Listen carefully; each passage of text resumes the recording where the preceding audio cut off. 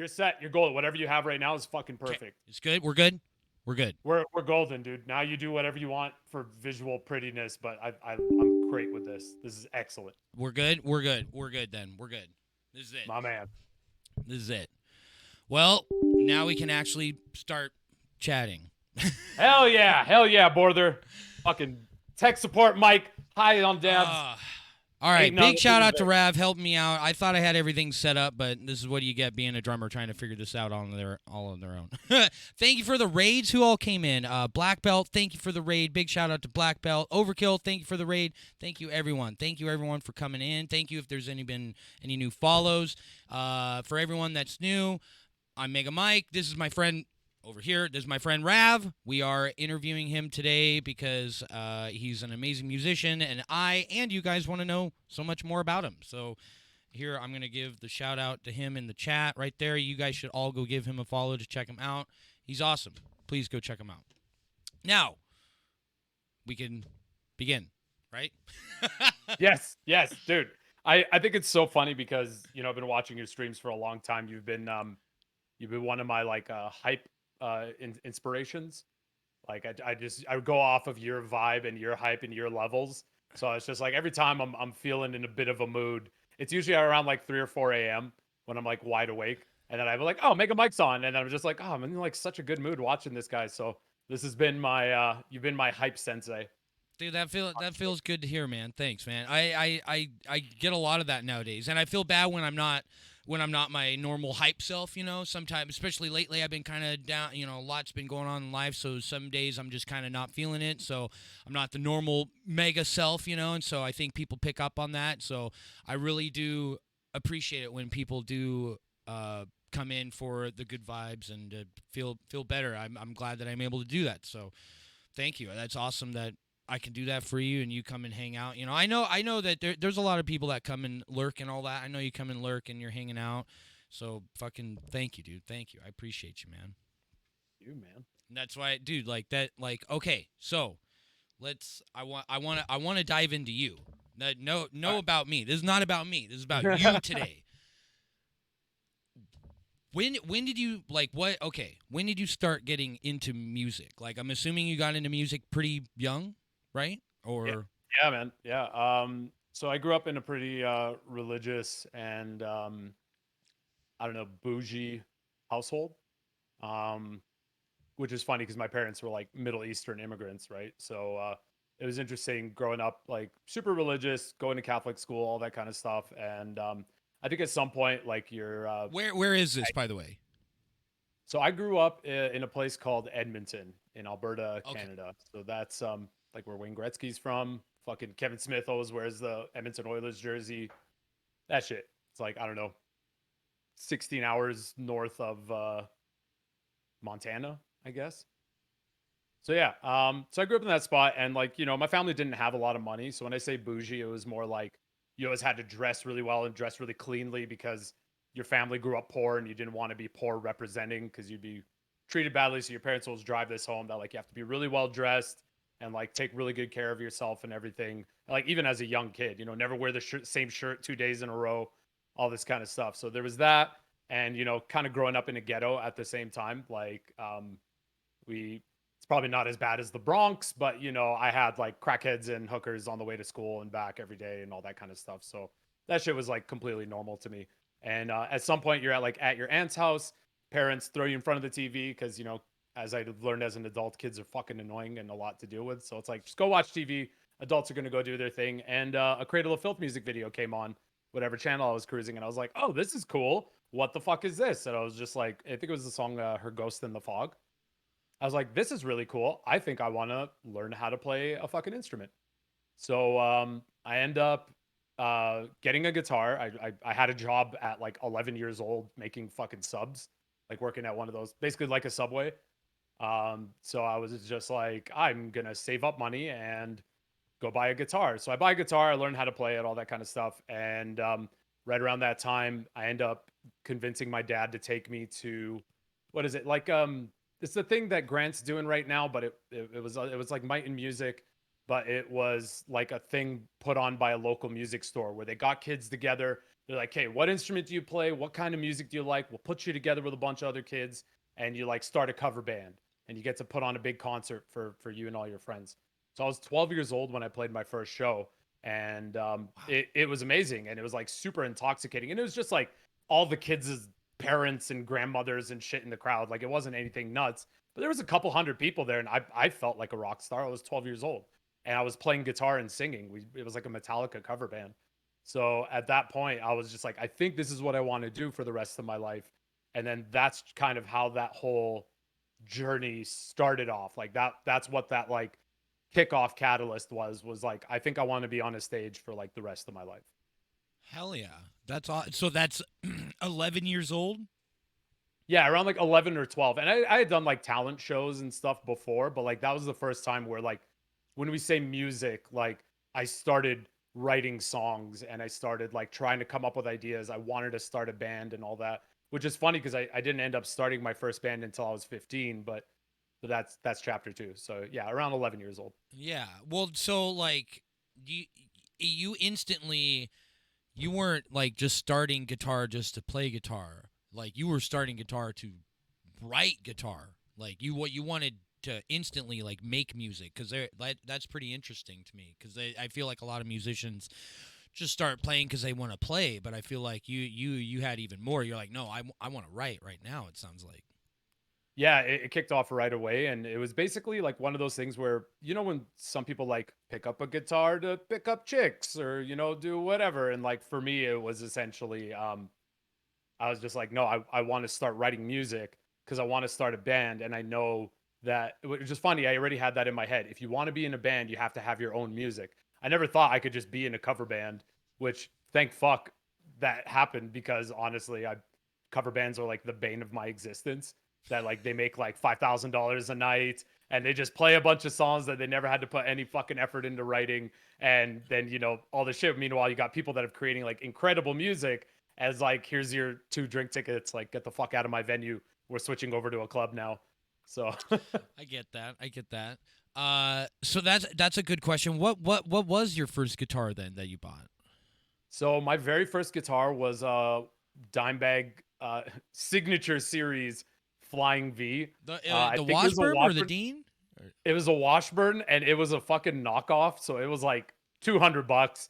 It was just the same shape, but it had like none of the electronics or anything. And like, I didn't know anything. I was just like, it's a dime bag series. This guy's good at guitar. And like, bam, that's it. I saved up as much as I could, but I didn't even have a case. I used to just carry it around with me.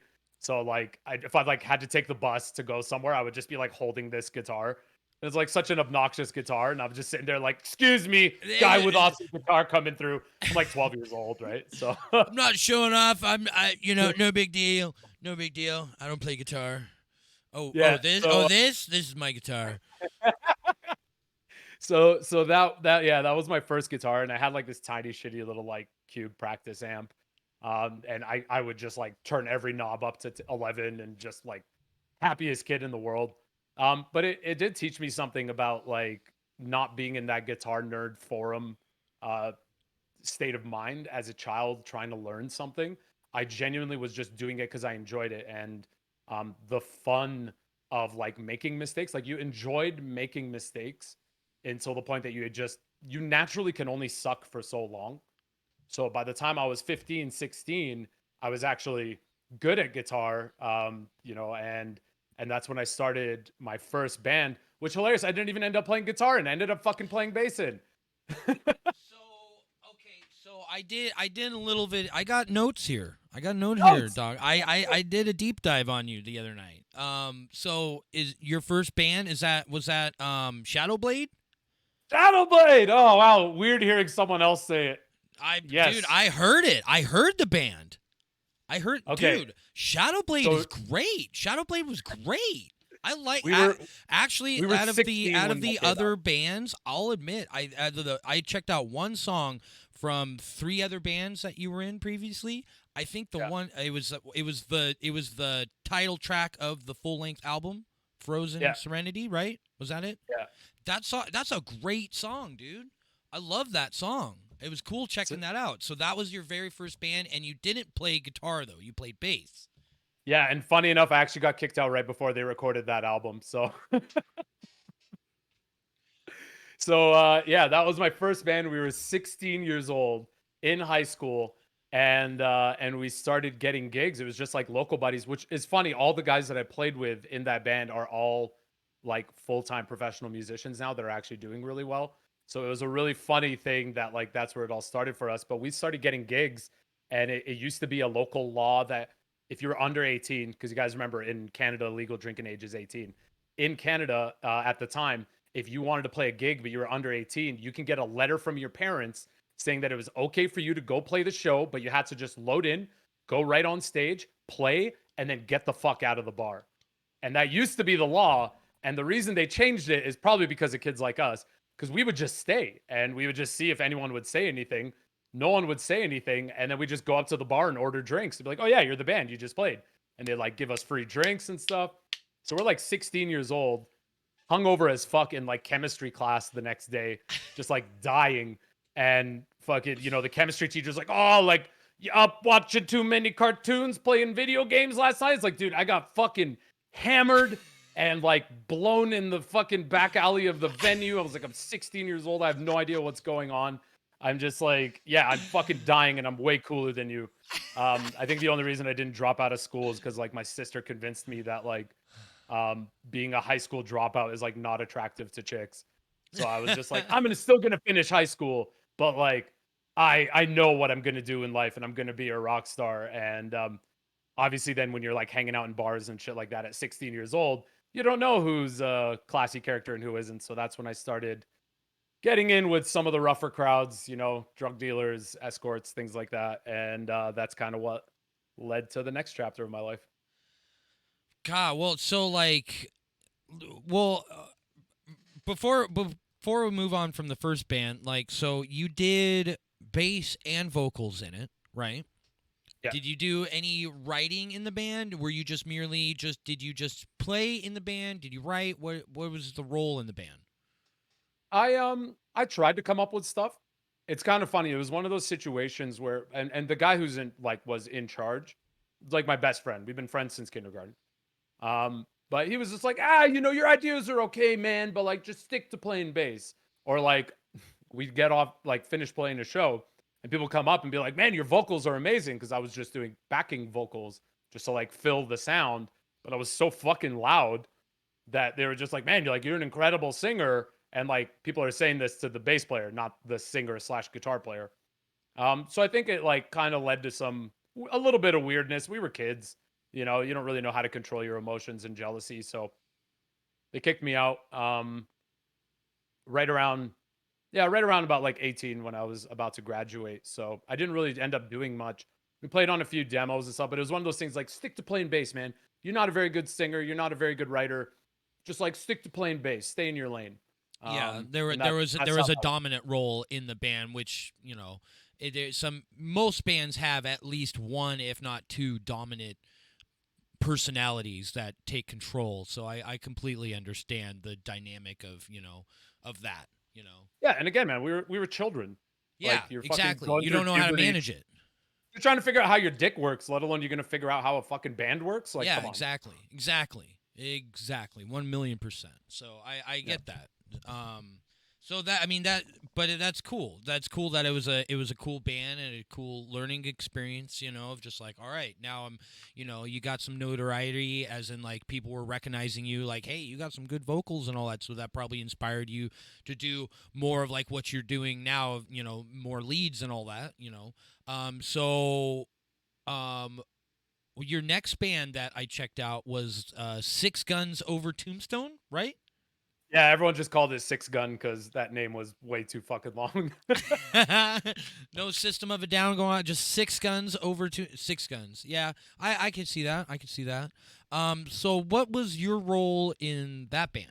Like, did you write? Did you just play bass and vocal? Like, what was the role in that band? That seemed like before we move on, the first band was kind of like what I wrote down for like influence is that I like heard was like Opeth / death and power metal, like all kind of mixed together in one. Yeah, like we were kids just hearing a lot of these bands for the first time. So obviously it's like you hear a riff, it immediately sticks in your head, and then you write a song that's like very similar to what you just heard.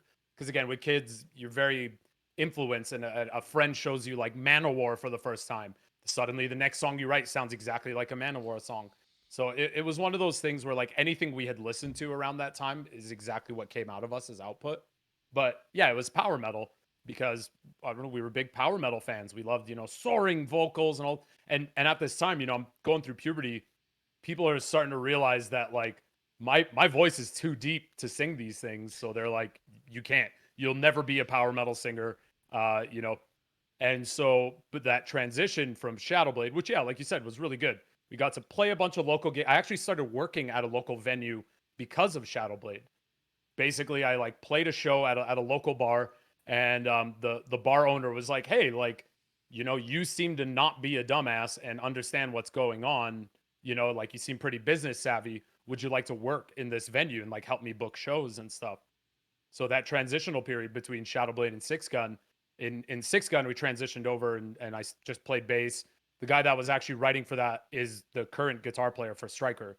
So he was the guitar player and lead singer. And, we've all been friends. We all grew up around each other in the same neighborhood. So it was one of those things where like he took the reins. I just played whatever he told me to, but it was like really technical. Like I was playing thrash guitar riffs on a bass. I had to get like really special strings. This is where I became like a Jackson fanboy because I could notice I could play all these riffs a lot faster and easier on a Jackson bass. Um, and at that same time, I'm working in a local venue, starting to understand what local scenes are and what, all that goes into it and promoting. The guy taught me how to do like graphic design, how to fix speakers. Like if a punk kid pukes inside one of the monitors, it probably fried this part. So like this is how you take it apart and clean it so it doesn't reek and then like rewire the speakers. So all that shit was happening in that time, basically between like 18 to 19, 20-ish. And yeah, Six Gun was a lot of fun because it was like cowboy power metal thrash. And it was a lot of fun, man. There's a lot of cheesy shit. I don't know if you have the ability to pull up videos, but we can pull up like I can DM you the videos like one I per do. each of these I moments. do. I don't know how able I'll be able to pull it up on the stream and all that. But yeah, we checked out a little bit the other night. What? Okay, that was that the band or was that the first one? Which band did I look up? I think it was Six Guns, right? That I saw the video of you guys playing Whiplash. Oh yeah, that was Six Gun. So we were actually touring with Toxic Holocaust at the time. We didn't even know who Toxic Oh, Holocaust. We had no idea who they were. They're just like, you want to tour with this band? We're like, yeah, sure. We're like, no clue. I'll just drop them in the chat in case you guys are curious. But yeah, yeah. this Drop it would in the be like chat. Thank you. this would be like the first video from when I was 16 at this time, and this was in that first band Shadowblade. And then yeah, that Six Gun Whiplash. I love that cameras were around Here at I this can at time. least pull it up. I can pull it up like this, where I could pull up the video. You know Yeah, what I'm sure. saying? And we can at least talk over it while it's playing and all that. Is this one of? I can't remember. We checked this one out. So I'm 16 years old playing bass. I have this huge afro. Look at that hair. Yeah. Look at that hair you got. It's like your hair's pretty curly. So like when it's shorter like that, does it fro? Oh yeah, dude, it froze like crazy, and then eventually it just kind of Just dropped. lays down. Yeah. It's so sick. Oh, You got man. such great hair. So yeah, 16 years old, and going through all that, and then this is at the point that I'm starting to get tied in with the wrong crowd, starting to develop some bad habits. I actually ended up graduating high school with honors because I'm a smart kid, but also the ADHD is kind of undiagnosed at this period, so no one quite understands why I can't sit still, why I blurt shit out without thinking, why I do a lot of really impulsive things. And it kind of led to some problems, but the people that I was hanging out with at that time were more of the criminal variant, so they didn't really take much issue to weirdos and kids that were fucking weird. They kind of took me under their wing and taught me a lot about their world around this time. So what I mean, if I can ask, what was like the big thing that you would call the bad crowd? Was it the drugs? Was there like stealing going on? What was the main? I would assume that it's probably drugs, because that's how most, that's what's most prevalent with a lot of musicians is like, drug and relationship issues. Yeah, it basically boiled down to drugs and selling them, and how to get around the law and all that kind of stuff. And yeah, stealing is naturally a part of it, because if you're hanging out with criminals, they're not really honest people. I remember one time some guy stole my shoes, just like, oh god, in the middle of the night, and I like went home 17 years old just with no shoes on. So yeah, anyway, so right around the time that shit was really picking up was this video, this is the Whiplash video. I put it in the chat. And so, at this point, I'm like pretty confident I know what I'm going to do the rest of my life. I'm going to sling dope and play fucking bass, and, life's going to be good. At this point, I think I'm like 19. Look at this stud. Yeah, this is, god damn, man. This is a weird blast from the past.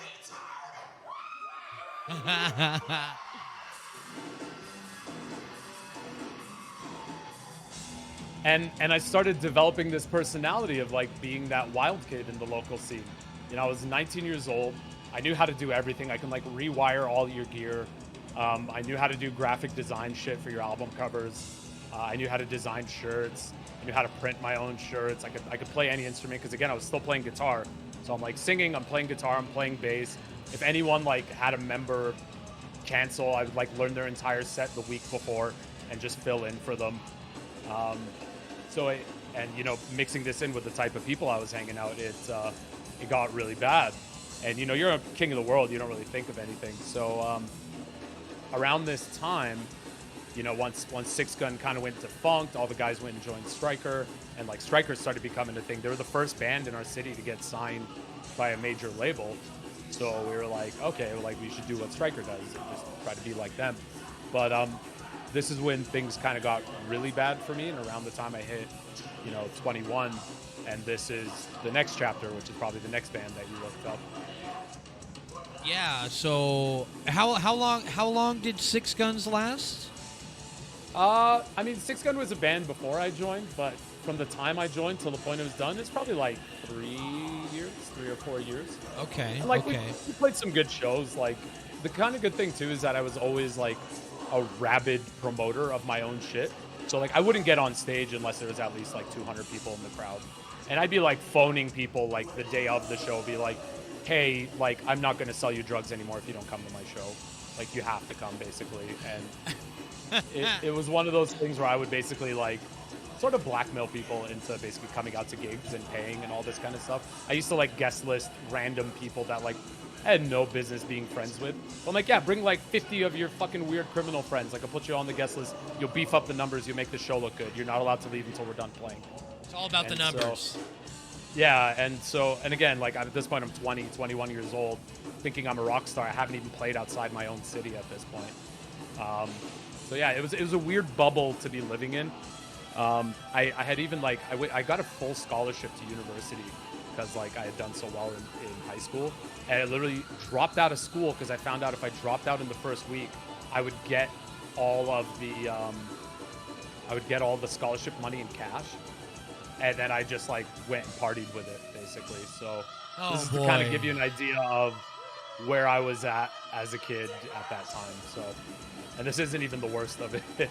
Well, so I want to point out something that I noticed the other night when I was doing my deep dive. I looked up, I first looked up Shadowblade. We enjoyed that song, and then we looked up Six Guns. I was like, all right, this is some pretty good thrash. This is the first video I pulled up, though. I was like, oh, of course. If a thrash band's covering a Metallica song, they're covering Whiplash. You know what I mean? That's pretty awesome. I love it. But here's the thing that I noticed after we looked up your next band. Your Six Gun material here, and actually Shadowblade, is posted on the same page as your next band, Villainizer. Yeah, and this is So is this is was the this part. your old page, like an old YouTube page here that has like a bunch of old stuff? Yeah, and I don't know any of the login info, so I can't actually get it taken down. And this has been a big part of like coming to grips with your past and your decisions in life. Because I mean, you can tell from the logo like what kind of shit you're getting into. Yeah, And I as mean, soon as I dove into Villainizer, I was like, "Oh boy, this is something. This is something. This is a so band." You at know, this point, I I'm love the banner here. 21. Yeah. At this point, I'm 21. I'm like, I don't fucking need anybody. I'm gonna start my own band. It's like I have good song ideas and I have this and I have that. I'm coked out of my mind at this point almost daily.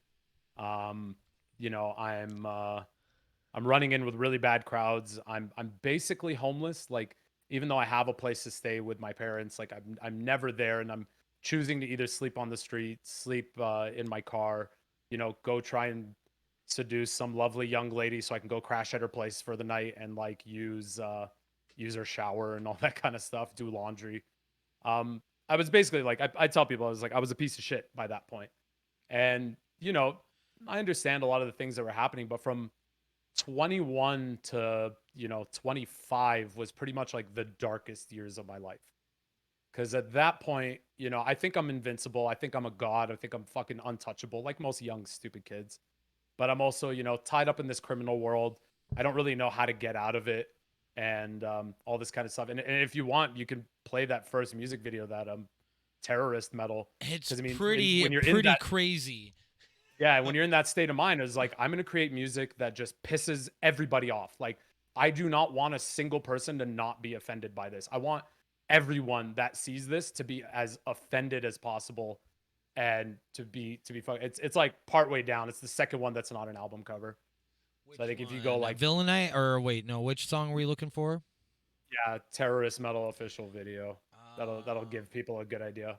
Terrorist metal. Oh my god. All Maybe right. Yep, scroll yep, up right yep. there. There it is. Yeah. So at this point, you got to understand where I'm coming from. I'm high on drugs 24/7. There's not a point I don't have something in my system. I basically live on the party street and just kind of like use my bar contacts or my criminal contacts, whoever, to borrow money, try to get free food, dine and dash from different restaurants, all that kind of shit.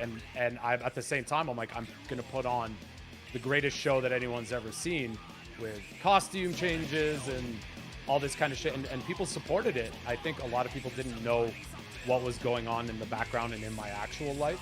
All they saw was a very entertaining show, and the bars only saw a band that every time we played, the venue was sold out. So they kept supporting it and endorsing it. I mean, I'm talking about the kind of shit where, like, at the end of the night, I would take my merch money and like go to the casino and just gamble it all away, just high as a kite, you know, not knowing what the fuck I was doing, not really understanding what was going on. And it's kind of one of those things where I'm kind of glad I don't have the account information to be able to scrub this from the internet, because it's a point in my past of where I was at. It's a snapshot of who I was and what I was doing, and thankfully, I had a pretty big wake up call that happened kind of partway through this period, and that's when I joined Cobra and the Lotus. It was it was a big wake up call for me, that basically no one would ever want to work with me, and I'd always be just this like local schmuck if I didn't get my shit together, and that's sort of what changed everything. So, during this project, Villainizer, were you? I mean, of course, you were just. It sounds like you were dealing with all sorts of stuff, from just life stuff and drugs and this and that. But I mean, were you like? Were you in the band taking like a lot of heat for like the thing that the subject matter? Yeah, dude, I would get death threats daily, and my response was like, "Bring it on, motherfucker!" Like, I'm happy to fight you in the crowd if you come to any of my shows. Like, I'm happy to beat the shit out of you at any of my gigs. Just come to any show. And I was like, fuck it, if these guys come to beat me up, they're paying for a ticket. So That's like as far as my idiot drug-addled 21-year-old brain was going into all this, and it was yeah, man, it was bad. It was bad. You saw it as Yeah, we got a any lot of way to try to get people into the show. yeah, and basically it was like if people were mad and angry, they were going to be talking about it, right? And it didn't matter. It's like no press is bad press kind of mentality, and it worked, unfortunately, because look at my fucking eyes in this video, man. Oh yeah, you can tell you're. I mean, if you're not only putting on a show, you're definitely messed up or something. You know, Yeah. like yeah, it's pretty wild. Like I got to admit, when I first saw that, like when I saw the other bands, I was like, all right, this is cool, this is cool. When I saw this, I was like, whoa, this is controversial. And I tried to. I looked at it as glass half full. As like, you know, you know, like that video that is on the page where you're describing like your feelings about the band, like as much as someone could like disagree with it, it felt pretty powerful, like hearing what you had to say. Like you were pretty passionate at the time about what you were singing about, what you guys were doing. So it was, I don't know, it was very interesting. Like how do you feel about like your sentiments now about like what you said before? Like I can't exactly remember or put into words what you were saying, but you you felt pretty passionate about what you were singing about. And like well, it was about, you know, you were saying, I think the best way to tackle racism is just put it out on the floor, you know, which I think Yeah. is a pretty powerful thing. I could agree with that. You know, it's not like, you know, like messages like that you can't like, you know, just push under the rug. You know, it needs Yeah. to be on the floor at least So somewhat. You know, maybe not crammed down to people's throat, but I mean, it needs to be on the table at least. So I mean, yeah, I respected that idea. You know, so what? How do you it, feel about that now? I mean, it's tough because you gotta think about, like, to give you guys some context. Like, I was basically living in like the Texas of Canada, so I grew up You around a weren't lot of very fucking. accepted where you were. Oh God, no, man. I'm a Middle Eastern kid, like dark skinned and super fucking hairy, like basically just riddled with kebab and donair jokes everywhere I went, and hey Muhammad, hey fucking Durka Durka, and like Team America and shit didn't help, but at the same time, like I used to buy into it because I thought that shit was hilarious as a Middle Eastern kid. I was like, this is really fucking funny. But you Well, kind of start I mean, seeing. for me, I think there's a difference in between stereotypes and straight up racism, but that's just me. Yeah, no, and that's exactly it. So for me, it was like, this is my way of like, I'm going to use satire to combat these things, but I'm going to put it in like the most extreme version I possibly can think of. Like, because especially at the time, I was like, you're not going to be offended by like Cannibal Corpse. Like, it wasn't considered shocking or anything, So I was like, what does shock people these days? I'm like, oh yeah, Arabs. Like, we shock the shit out of people, and I get fucking searched, strip searched every time I'm at an airport and all this. I'm like, yeah, I'm gonna buy into this, and I'm gonna fucking milk this for everything it's worth. And I mean, by the end of that band's career, like I was at an all-time low. I was basically like, I'm kind of glad that it's hard for Canadians to find a gun, because I was just like, I think it'd be amazing if it's a sold out show, 1,000 people, and I just like right on stage.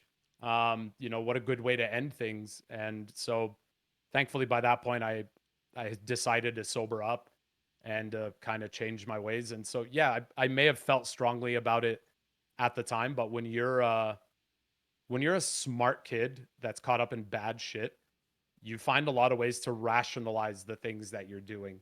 You find a lot of ways to say, I'm doing the right thing and this is a good thing, and like I'm gonna die for this, and the world would be better off without. So thankfully, there was a lot of people in my life that showed me a lot of love and support and kind of just told me that there's more to life than this. And yeah, that's when I switched over and turned a new page, and kind of I moved to Calgary, which is the city I currently live in. I cleaned up, I sobered up. I don't really do any drugs or anything like that. I mean, funny enough, now at my age, I'm just like, oh yeah, drugs are fucking great, but that's because I've like reached some level of control. But it's like I sobered up, I went to university, I got educated, I started being a better person. I started understanding what it takes to reconcile mistakes that you've made. I spent a lot of time apologizing to people that I had wronged in the past. It was kind of like a "my name is Earl" thing, and a lot of people told me to go fuck myself, and like you just have to kind of live with that. But it was also like moving forward. How are you going to be, and what are you going to do um, to be a better person and make the world a better place? To basically counteract all the fucking horrible things you put into the world and move forward. And that was one of the hardest things, man. And I think it's like, the fucking main dragon in Skyrim. I never played the game, but my girlfriend does. She talks about it. It's like it's not about where you've been, it's about where you're at. Like if going through all that shit, if it took going through all that shit to get you to the point where you are now, where you could be a good person and you can make a positive difference in the world, then like it's all worth it. All the pain you've been through, all the suffering, all that kind of stuff, and all the horrible shit is all kind of worth it. And so I got into teaching and volunteering, and I started like going out into communities and just like giving my time, because I was like, well, if I planned on being dead 2 years ago and I'm still alive, like my time is only worth so much, and like I should be giving that time to other people. And that's when I started, working with every possible community I could to try and just start doing good and just genuinely being a better person. Like I'd look at every action I did and start understanding why it's wrong, better ways to be. And yeah, it took a lot, man. It was a big learning process, but I can say honestly, music was the one thing that like saved my life in that sense, because if it wasn't for music, I probably would have just full on given up and gone through with my initial plan. And instead, it was just like I still have riffs to write. I still have music to put out. I still have a way that I want to reach people. And, I want to do better. I want to get off the streets. I want to get educated. I want to kick drugs. Like I want to do all these things.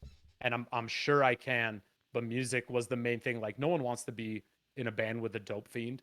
No, nobody has like major label fucking art. And I'm sure there are examples, but in general, that was my thinking. It's like, if I truly am a professional, I will kick all these habits. I will quit cold turkey.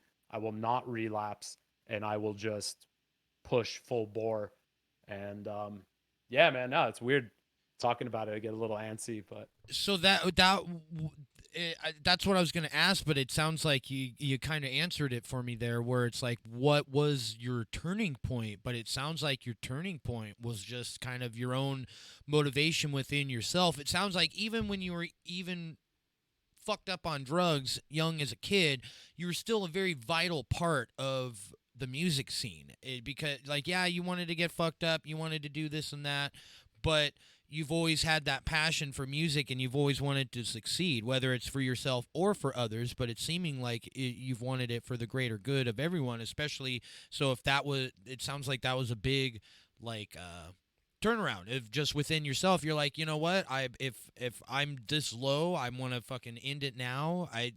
That was the turning point where you just kind of woke up, you're like, fuck this is not what I want. Like, was there somebody else that came into picture like that, like kind of helped snap you out of it, or was it just, did you just kind of wake up one day? What happened there?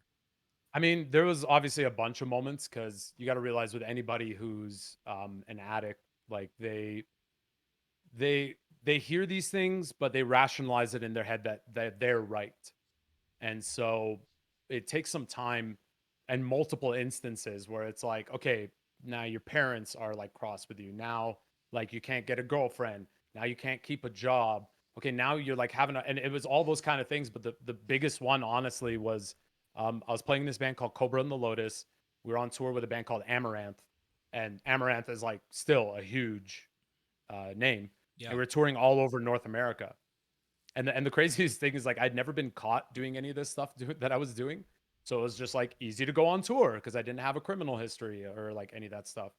Um, so at that point, I'm in this band and I'm seeing what the big leagues is like. You're on a tour bus, you have loaders and roadies, and like you're going through all this stuff, and you're starting to see what that life is like. And I'm like, oh, these guys must party like crazy. Everyone was chill. Most of them were not drinkers. Most of them were vegan. Like they just stayed hydrated and slept well, and were just like they were actual professionals. And and getting kicked out of that band because after that one tour, there's like, no fucking way, man. Like, yeah, you're good at your instrument, but we don't, you're a fucking liability. We don't want to have you around. Like, you'll fuck this up for us. And that was So after Villainizer, or that was kind like of in the middle. during. That was Yeah. kind of during, and there was a part of that that kind of was like that was the biggest one that kind of resonated, and it still took a while, man, because it's hard. It It's kicked hard you in the to, dick. You're like, holy shit! yeah. What did I do? I fucked up this good thing I had going. People think that it's just like the dope that's the hard part of quitting or whatever it is. It's honestly the lifestyle, and it's the people that you're around. Like, I had to basically cut everyone out of my life and move to another city without telling anyone, just to like actually be in an environment where I could try and get better. And thankfully I did, but I still have friends to this day, or friends, people that I know from those days, that are still in those exact situations. And like, nothing's really changed for them. And funny enough, this, here, I'll put in another link here in the chat. This was like my farewell speech. And right around this time, it was about a 50-50 toss up what I was going to do. But this is the last gig I did with that Villainizer band. And it was like 1,000 people or something. Like, for a local show, that's pretty fucking insane. Tell You don't everyone have to to shut watch up. That was a prick. So for those of you who don't know me, this is my first time using my real voice on stage in 5 years.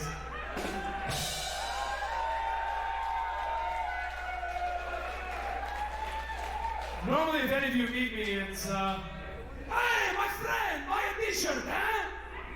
You sound like fucking Watto from Star Wars Episode 1, right? Hey, my friend, thank you for coming to my show.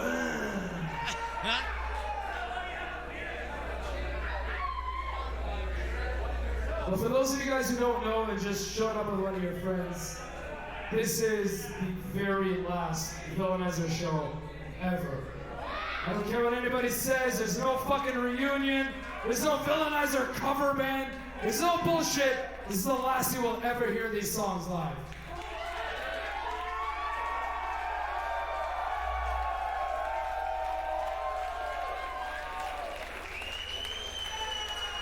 Everybody always asks why when everything is going so well. Really, I was gonna blow my brains out all over you fucking assholes and make you deal with the traumatic situation afterwards. And I thought it would be funny for you all to get fucked up afterwards. But after I see 450 fucking people at Starlight Room for this fucking show, Yeah, it turns out you know, it's maybe about- I'll go make some t-shirts or something in the meantime and just chill with them.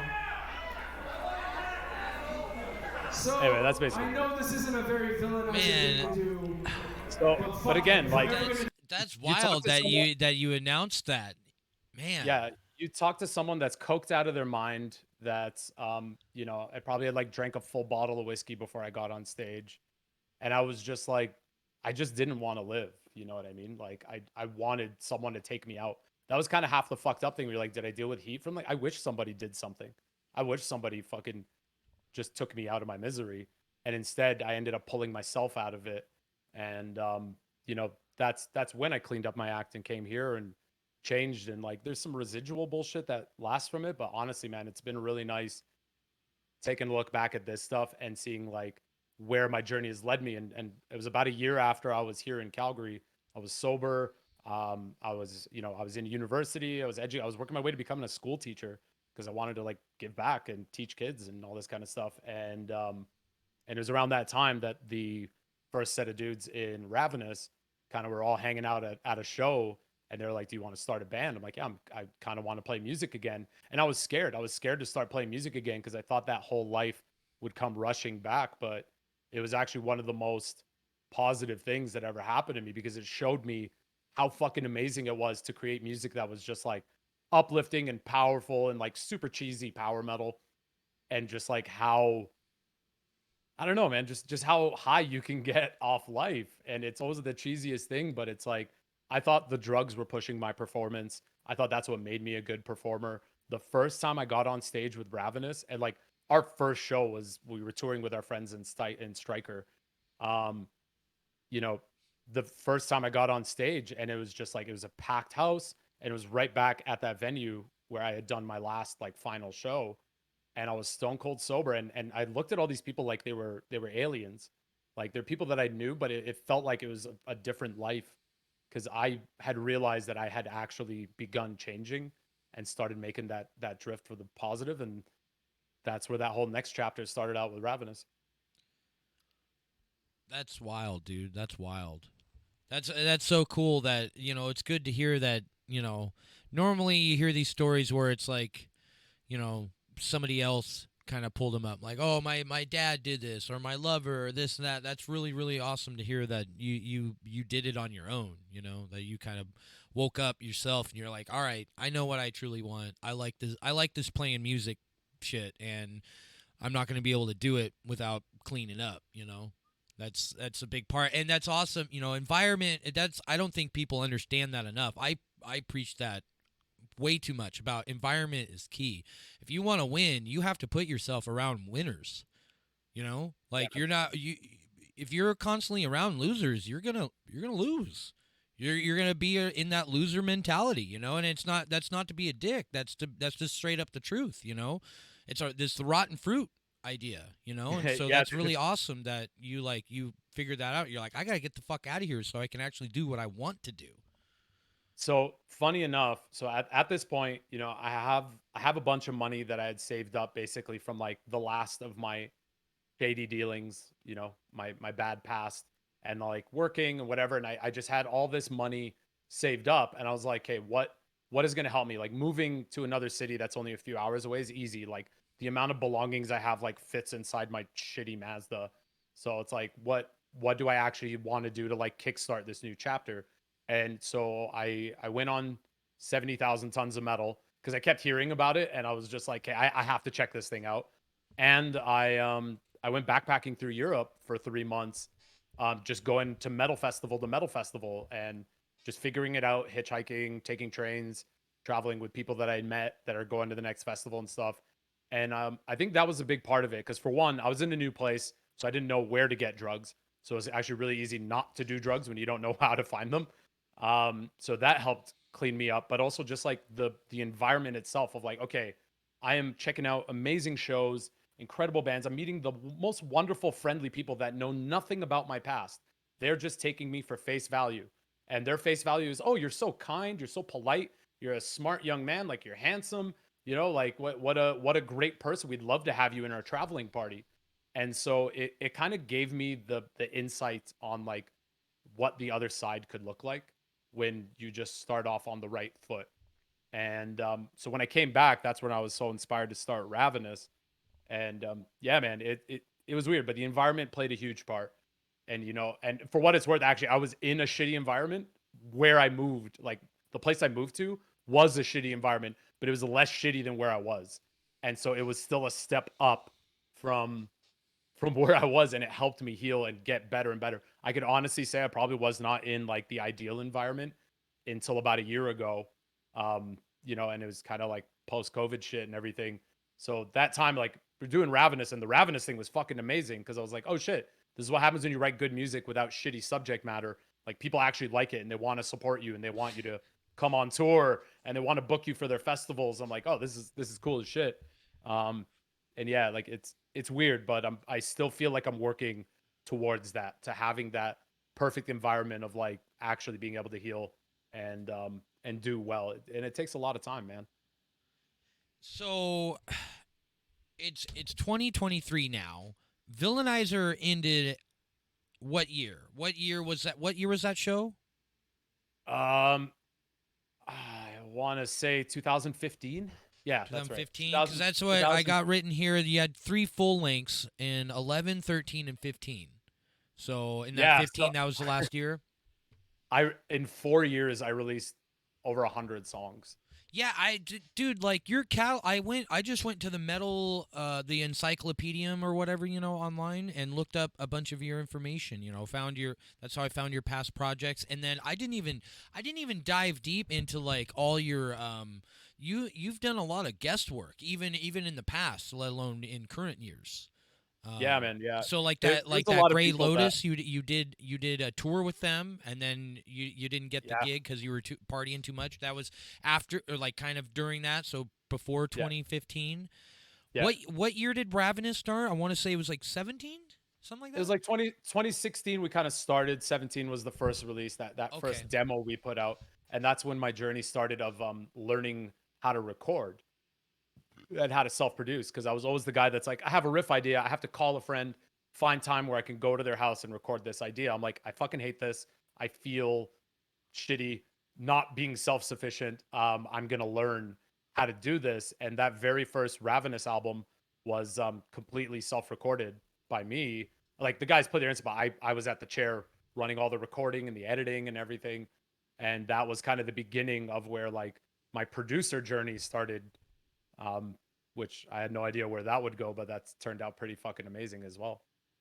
so is that in those years of about that's when you sobered up around, or is that before you sobered up? Yeah, like 2015, that last show, that was the last time I had done drugs. I actually didn't end up doing drugs again until like 3 or 4 years later, and it was kind of like a test. I was like, did it, A and one-off thing. well, and I thought I would like go on a rampage, and I was kind of just like, huh, like this is actually kind of lame, and I'm not enjoying this that much, so I don't think I'm gonna do this ever again. And it was just like a quick check to be like, have you actually healed? Have you actually like changed, or are you the same person just wearing a mask? And so that was, yeah, that was a really good eye opener for me. That's good. That's great. So, man, and that's the time that you moved to where you're around, or was Yeah, yeah. So like 2015 is when I moved here. okay. And you met the guys that are in Ravenous now. Has there been a big change up? Lineup Yeah, changes has there's been the same well, like people. our original drummer was Little V. I don't know if you know him, but he's a drummer. Little V drummer. The dude has like 900,000 YouTube subscribers. It's pretty Maybe. crazy seeing where his life has gone. But yeah, like so yeah, those dudes there's been some lineup changes, but those dudes, yeah, they're the ones that started off this whole project and this whole like being a producer kind of journey part of my life. And you were going to school. Where were you going to school for? Was music a part of the schooling? No, dude, I was just going to school to become a elementary French teacher. Okay. Yeah, because I speak French. It's the second language of Canada. So it's like if you're basically, and that's the funny thing, they basically told me it's like if you're a dude and an elementary teacher and you speak French, they're like, as long as you're not some weirdo that like, diddles, you're basically guaranteed like a high paying job for life with summers off with pay. And I was like, that sounds fucking awesome. It's like, yeah, I fucking hate kids. Like, of course I'm never gonna do that. So I'm like, I was like, this sounds like a sick job, and I could just do this and then go on tour in the summers, and it'll be fucking awesome. But during that process, and you do your practicums and you're in classrooms, I'm literally sitting there. I'm like, man, I fucking hate kids, and like I hate having to dress up and like wear nice clothes that hide my tattoos, and like I hate being somebody that I'm not. You know what I mean? Like, and just being in the classroom. Like I was a good teacher, and the kids fucking loved me because I was the cool teacher, but I didn't want to be that person. I thought I did, but I just realized being in that environment and seeing the way the other teachers would treat the fucking kids. Because again, at this point, I'm undiagnosed for ADHD. I know there's something wrong with me, something different about me. Let's call. I'm not typical like all the other people, and it's still undiagnosed though. And I'm seeing the way the kids that were exactly like me growing up are being treated because these teachers are fucking exhausted. They don't have the spoons to deal with these kids. They just want everyone to sit down, shut up, and do what they're told.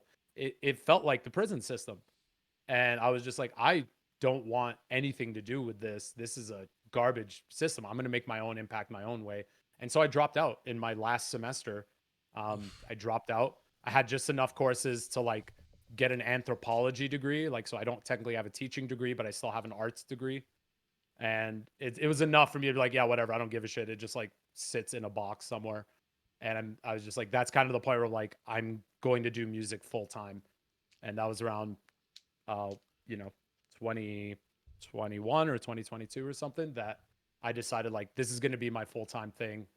And, around this time I'm meeting Ty from Mad with Power and like the whole new wave of nice metal buds. And I'm talking with Andy and Grant, who I knew from back in like my garbage days. And you know, we've all kind of pushed past a lot of how we used to be as teenagers. So I talked to them. They told me about streaming. They told me about Twitch. They told me about, just get this shit camera and like get a microphone and just be you on camera and see how it goes. And that's where that whole journey kind of started off. So it was 2021 that you started streaming? 2020? 2021? I think it was 2021 because this coming September is going to be like my 2-year Twitch anniversary, basically. Yeah. Okay, so you started streaming right after me. If it was September, I started streaming in April. A lot of people started streaming during COVID. Not much to do. Yeah, dude, and it was interesting because like I was still writing during that time. I got so good at like being self sufficient that I was in a bachelor apartment, like no bedroom. It was just one room. That was the whole apartment. And I was in that during the lockdown, just like writing riffs because I was going insane and I couldn't go anywhere. But I had an interface and a laptop, and so I could produce. And actually, that album, Hubris, that second Ravenous album, the one that you were watching all the cool music videos, that was entirely made in that room. And it's a pretty fucking tight sounding album. So this is where I started on my whole journey of teaching people about music production and how like you don't need to have shit. You just have to know what you're doing to like make the sickest music you can possibly think of. How did you learn? Did you have people helping you? Did you just learn DIY?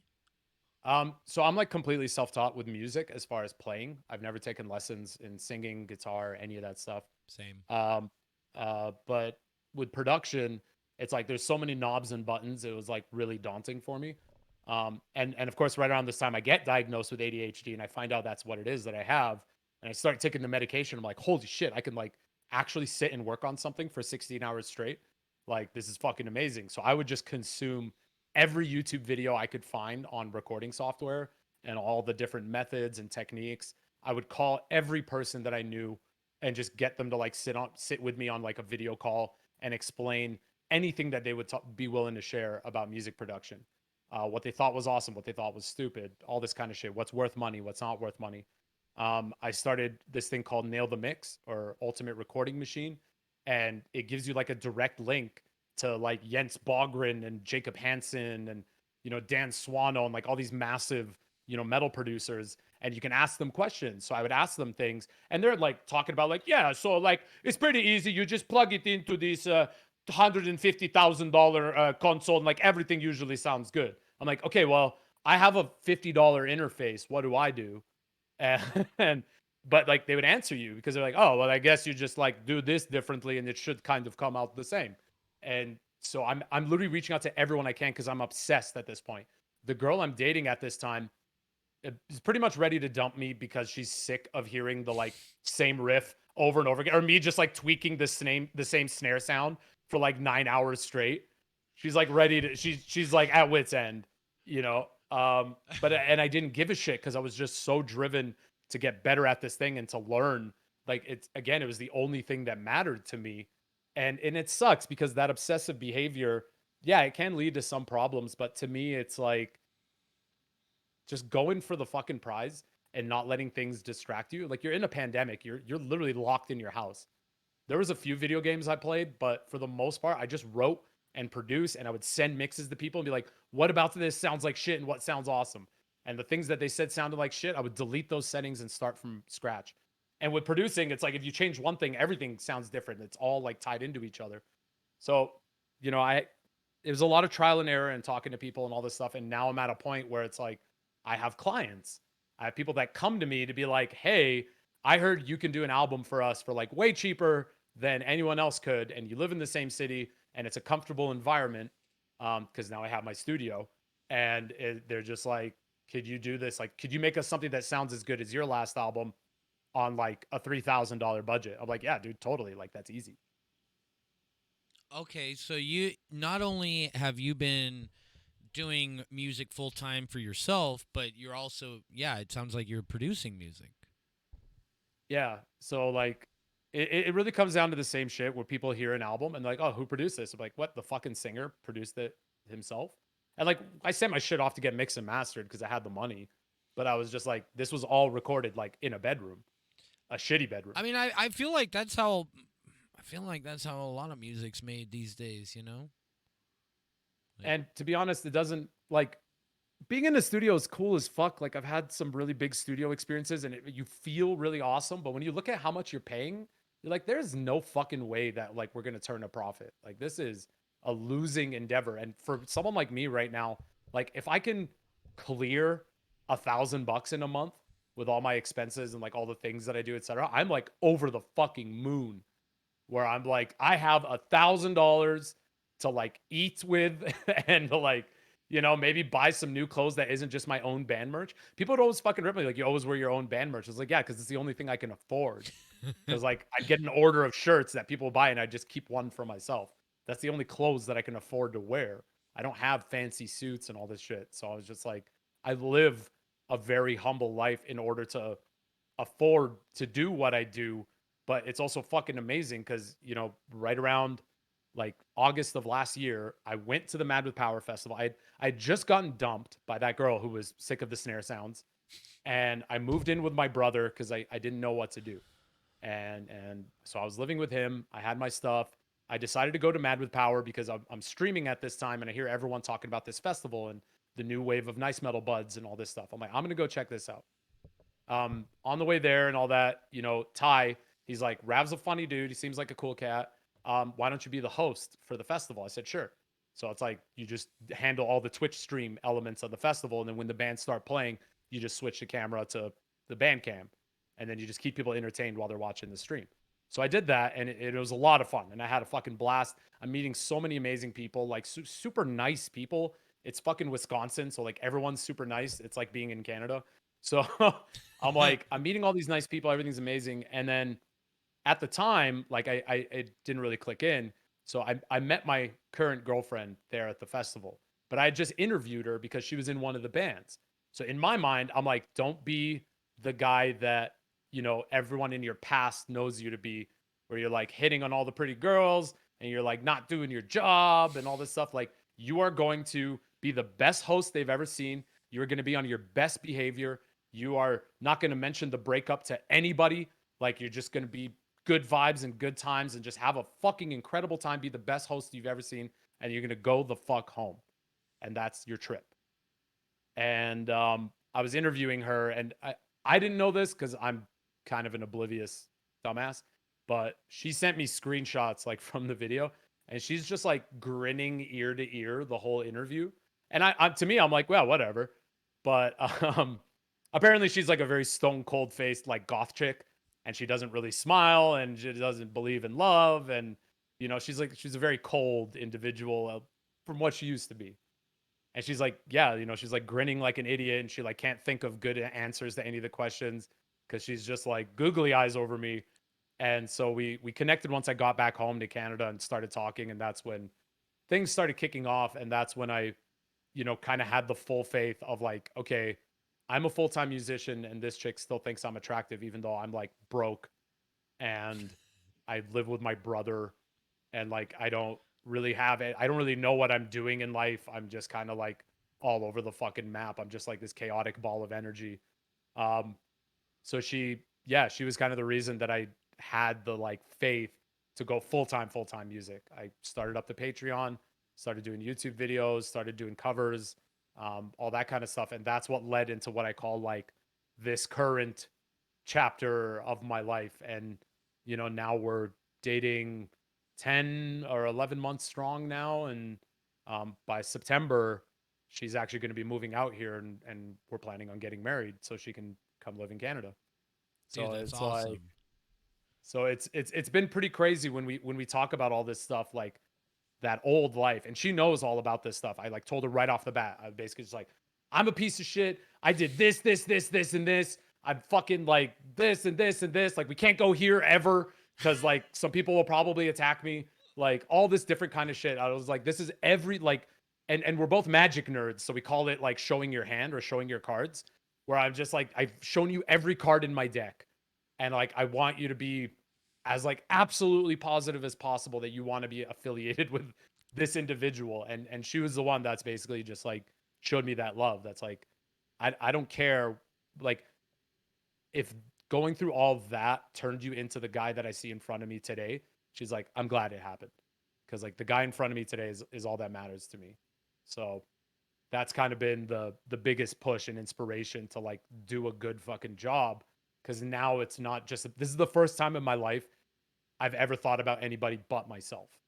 I admit it. Like, I was a very selfish dude. I was very business savvy. If it didn't make dollars, it didn't make sense. And this is the first time in my life that like I factor her into every decision I make now. It's like, how would this impact my partner? Like, let me be aware of what the fuck's coming out of my mouth, and what I'm doing with my life, or how I'm building up this studio. Even my fucking studio configuration had her in mind. I'm like, how can she be comfortable? If I'm tweaking the same snare sound for 9 hours, where can she go where she doesn't have to fucking hear it? Like, all this kind of stuff. So yeah. That's beautiful, man. That's awesome. I love to hear it. So, but she's in a band herself. It's called Empress, right? Yeah. Yeah, And I've fucking listened rip. to him before. Yeah, she's an amazing vocalist. You guys have done covers together now on your YouTube. Like, it's fucking awesome. Where's she and that band from? They're based in Philadelphia. Philly. Okay. Yeah. All right. So All they were just coming out to play a gig. Like, she wasn't expecting anything either. And apparently when I like walked in the venue, it was like slow-mo, doves flying out from behind me. The light hit perfectly. I was like hungover, smelled like shit. I was in my stage gear and this like raggedy cowboy hat that I had on, just like dying, not wanting to fucking be there. Like, I would give anything to not have to do a second day of hosting. You were Cassandra from Wayne's World. Yeah. Dreamweaver. Yeah, Yeah, they were totally. Corvids. Yeah. So yeah, man, it was like, it's interesting. It's like the remote. I always call it the remote. You always find things when you're not looking for them. Yes.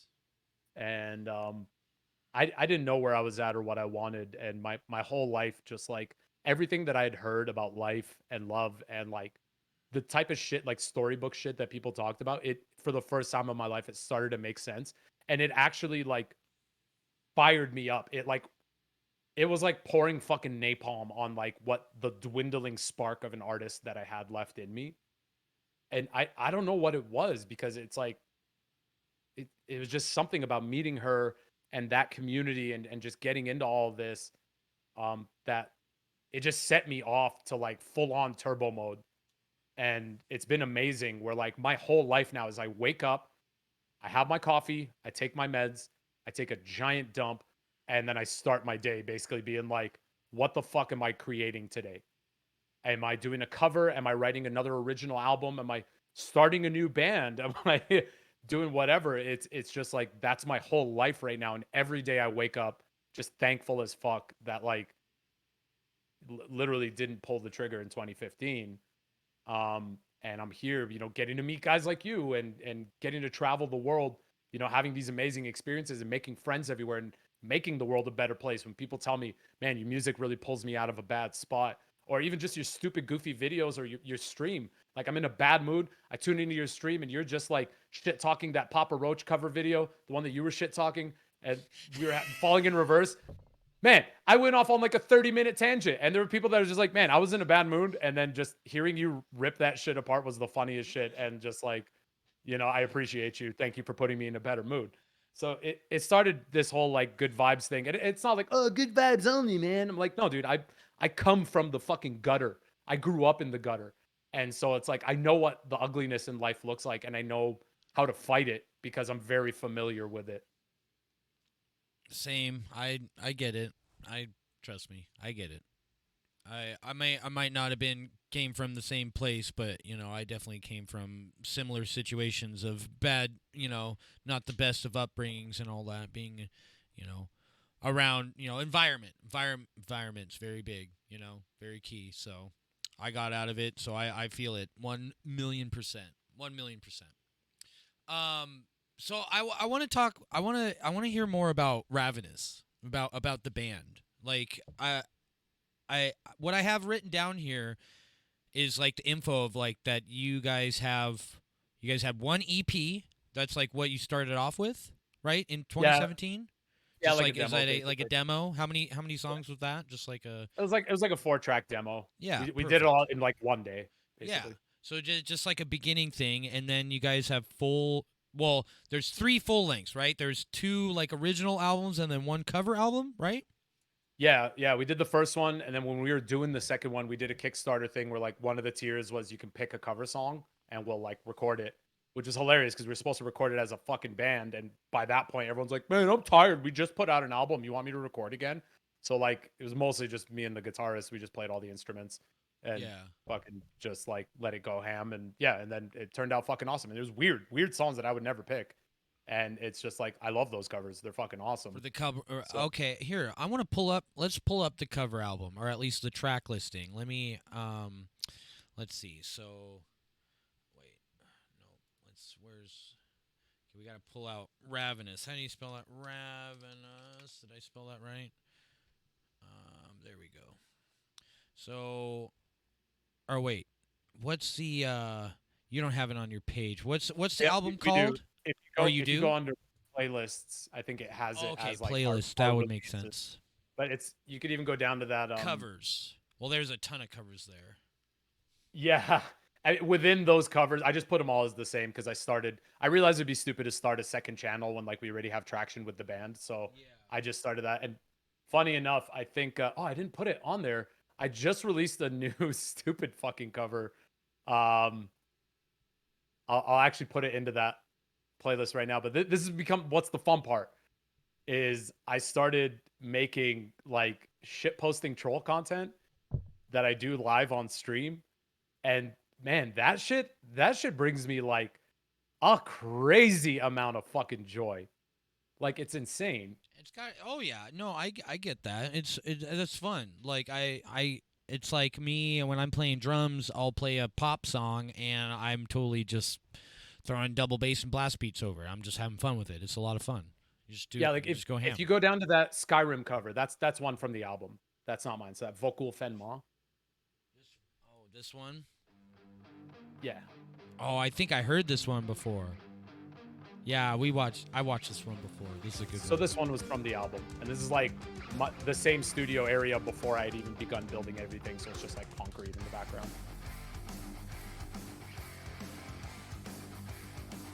And like this is an original song by a chick named Maluka, and you know, she's fucking amazing.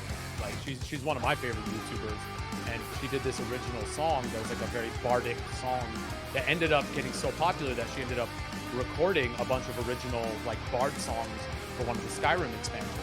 She's like a huge hero of mine. She's just like a mom from Mexico, you know, does her thing. She loves video games. She loves music. She even reached out once we put this out. She's like, dude, this was fucking sick. Like, you did a great job. Way to like crush my song. Like, that was amazing.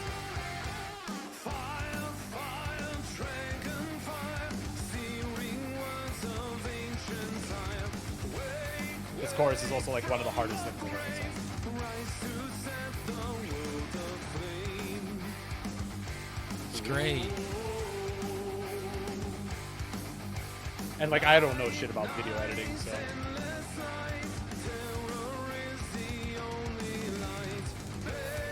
But this is where I start like getting the idea. I'm like, hey, I can just like put up my phone and just film myself singing something, and that's content. And if I wrote the song, then I don't get a copyright. Or well, if I at least re-recorded it and made it like an original cover, I don't get a copyright strike. So this is kind of what I'm gonna start doing for my patrons. Well, yes, that's awesome.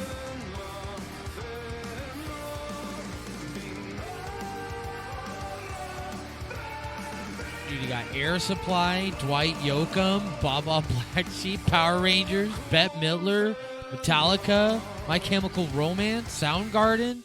Got so much shit. And the newest one's actually one at the very bottom. You might as well just show that. I was interested in checking this out. Sven, look at his gun. It's so big. This has become It like a looks full like thing now. one Where of those like Kaiser we're guys' called tanks or the something. Crow Crew. But you know, who understands those high commanders anyway? They only want this because, you know, there's no Wunderwaffen. I mean, his gun is just so big.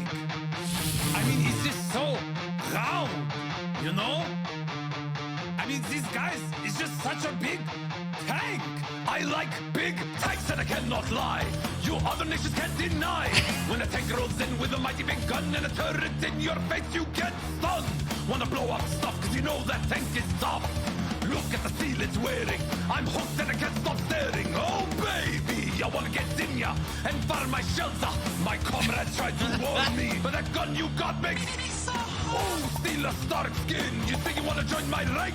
Well, use me, cause you ain't that average Yankee. I see them fighting. To hell with the So it's like hiding. stupid shit like They're this fierce. started becoming like my main Guts currency. going like a tiger tank.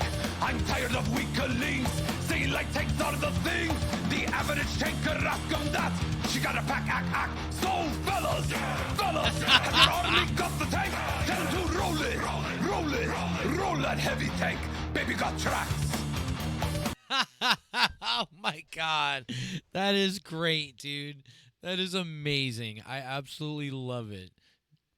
So yeah, it's like this started becoming like my Twitch content because I kept thinking like, what can I do? And like I do singing and I do some rehearsal streams and stuff like that. But you know, you're always hearing the same songs and there's only so much from my catalog that I do. So I was like, let's just do this shit live. I can pull up recording software and I have the ability. You guys give me a terrible idea for a song. So they're like, you know, Baby Got Back, but in the style of Sabaton and just make it about tanks. And we started doing all these songs about tanks. You know, Renfield, who's in the chat, was actually the one that kind of perpetrated all this and like kicked off this idea. And so it's been a lot of fun doing it, but at the same time, now it runs in the problem where you have a bunch of original music you want to put out and you're like spending your creative currency on covers and you're spending it on like you got to record the fucking thing and then you got to edit it and then you got to shoot a video and you got to make artwork and you got to do all this stuff that of what these people are doing to just be like regular content creators. So I'm in this weird in between now where I know it's something enjoyable that my fans really enjoy, my patrons really enjoy, but I kind of had like a Q&A and was just like, is this something? Is it cool if I stop doing this shit for a little bit so I can focus on these albums? Because now it's like Ravenous has another album that's like almost done, and one of my clients, you know, the guy doing this prog metal album was basically like, my singer doesn't want to sing on this, so do you want to be my singer for this album? It's prog and it's like leprous crazy shit, but like I know you could do it. Do you want to do it? So I'm like, hell yeah, I would love to sing prog. I've never done it before. And around this same time, a buddy of mine was visiting and he was talking about this new band he's starting. He's actually kind of in your area-ish. That's another leak for all the fans there. I haven't announced any details about this, but he was just like, we have this band and like we're kind of want to do like a Napalm Records, you know, Wind Rose, Sabaton, Powerwolf, you know, all these like big power metal bands. We kind of want to do that sort of thing and just sell out and see how it goes. Because fuck it, none of us have done it. We're all in like super metal bands. Like, let's do some like poppy metal shit. So you know, they sent me the tracks. I sang on a couple of them and sent it back to them. And then they were just like, yeah, dude, like you're the guy. Like you're not just good enough. Like you're what we've been missing to make this what we want to be. And because no one fucking sounds like you know, and that's a big thing that from that, you know, first power metal band where the guy's like, no man, just stick to playing bass. Like, you don't need to, like, don't sing. You're not made for power metal. You know, going from all that to now basically being in something that I'm like super excited about. And that's what I've been doing all week. Now that I have the studio set up, I have a vocal booth in the other room. So I literally just like hit record, run into the other room, you know, close the door behind me, and it's all treated so I can just track professional quality vocals for this album. And in like 3 months, we banged out like 18 songs altogether. Sheesh. And just like it was one of the best experiences I've ever had. So I'm going to be announcing the details for that project in August. Basically by late August, I'll have all the details publicly out. But this is kind of one of those things where it's like you don't know where you're going to go unless you kind of just say yes to things. You know, I think you know Jason Ashcraft. He's part of the new wave of Nice Metal Buds, and he did that Magic the Gathering metal band idea, right? And it was like me, Sozos from Glory Hammer, Brittany from Unleash the Archers, and Heather from Helium Prime that were singing. But like even that, like I had dudes coming up to me at 70K with like a magic card of like the character that I played in the music video. And it's like, can you sign this magic card for me? because like I want to get a signature of the characters of that magic card for like every person that played the different planeswalkers. And people were hitting me up from that for guest work. And you know, people, even my own crew and my own fans, they're just like, I'm doing a burlesque show. I need you to like do a like this song, but in this style, and make it about like shrimp. And I'm like, okay. I'll like, I don't know, like $200, and then fucking just sit in the studio and record it and everything, and send it to them. Like, here you go. You can use this for your burlesque show. But like, people are starting to get the idea that like I could pretty much do anything. And so people are hitting me up to make their ideas come to life that they may not be able to do. And I get the happiness of bringing it to them, and then they count as clients. So I get to basically be on book being like, hey, I'm a musician that actually makes money. So like, you know, I feel validated in what I'm doing. I can actually afford to pay rent. I can afford to get myself groceries. I can, you know, patch up my shitty underwear. So yeah, man, this whole universe kind of all just started building from like saying yes to going to Man with Power and hosting, because Ty's like, yeah, this, why not?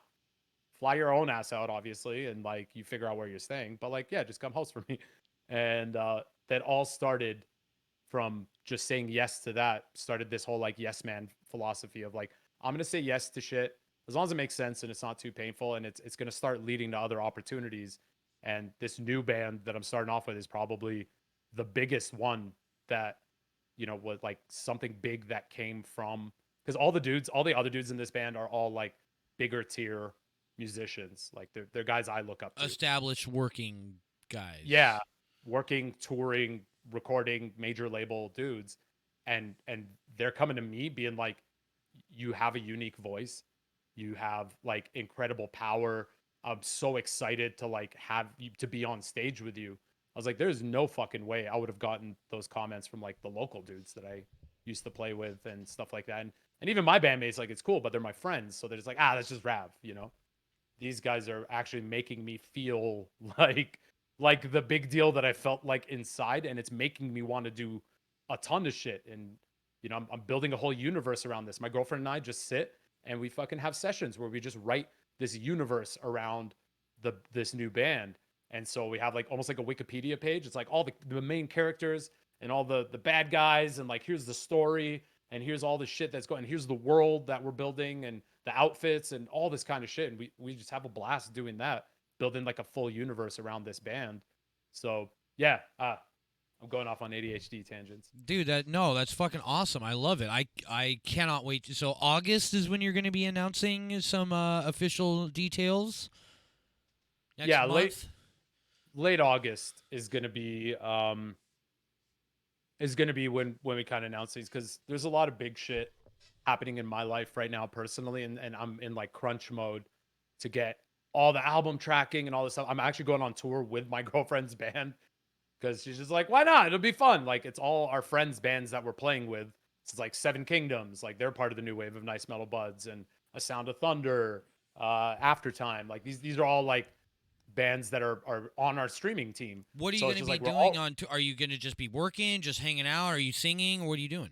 just hanging out, Just hanging out? Hell yeah, dude. That's awesome. just like go on the road, be a helping hand, Yeah, and hang be a out, friendly face, just move hang out. merch, gear, whatever. Just hang out. You know, and just spend some time with the lady and everything. Because after that tour is done, we're basically hopping on a flight together here to Canada and starting her immigration like paperwork and all that stuff. So That's awesome. you know, and like if everyone's ever on my stream, you'll see that giant ticker. It's literally to like cover the immigration cost of like bringing my girlfriend to Canada. And it's amazing. It's amazing how like as a Twitch streamer, you would see like the amount of love and support that comes out of stuff like that. That was my whole subathon. Every dollar from that went towards that goal. And she was blown away too, where she couldn't believe the amount of love and support that people had for us and our journey, but also just like as power metal musicians that met each other and fell in love. So we call it like power metal power couple. And so she's blown away of like the support that she wants to get into it. She's like, I want to stream, I want to sing, I want to fucking learn how to produce, I want to do all the same stuff that you're doing, and we can do it as a couple. We can really get into this shit together and make this our life. And I'm stoked for that, because this shit's hard to do alone. It's really hard to do alone. I hear that. I hear So, that. No, that you know, dude, I can't wait for that. That's gonna be awesome. That's gonna be that reminds me of who I'm wearing on my shirt, right? Ricard and Madeline. Yeah. That's very, dude. I love it. I absolutely love it, man. Yeah. I just can't wait for it. That's really really cool. So you got a lot of things to be looking forward to. It sounds like musically, personally, everything. What Yeah, man. okay, can we dive into real quick what's going on with the music project? Why the Might and Music Foundation? What's going on with that right now? What how are you involved with that right now? That's a great question. So that's Grant's thing, and he runs it. Yeah, I know, So I'm but you're kind of involved giving him some somehow. space. I know you're like So were I you came up with the name for what it's worth. I was like, "What do you think about this?" And he's like, "That's a sick name." Um, so I came up with the name, and then I was one of the streamers on his not they're not subathons. What is it called when they bounce raid relays? Yeah, it was like a raid relay. It was a charity stream for the raid relay. I was a part of that too. Yeah, Yeah. that was really cool. It was a lot of So fun.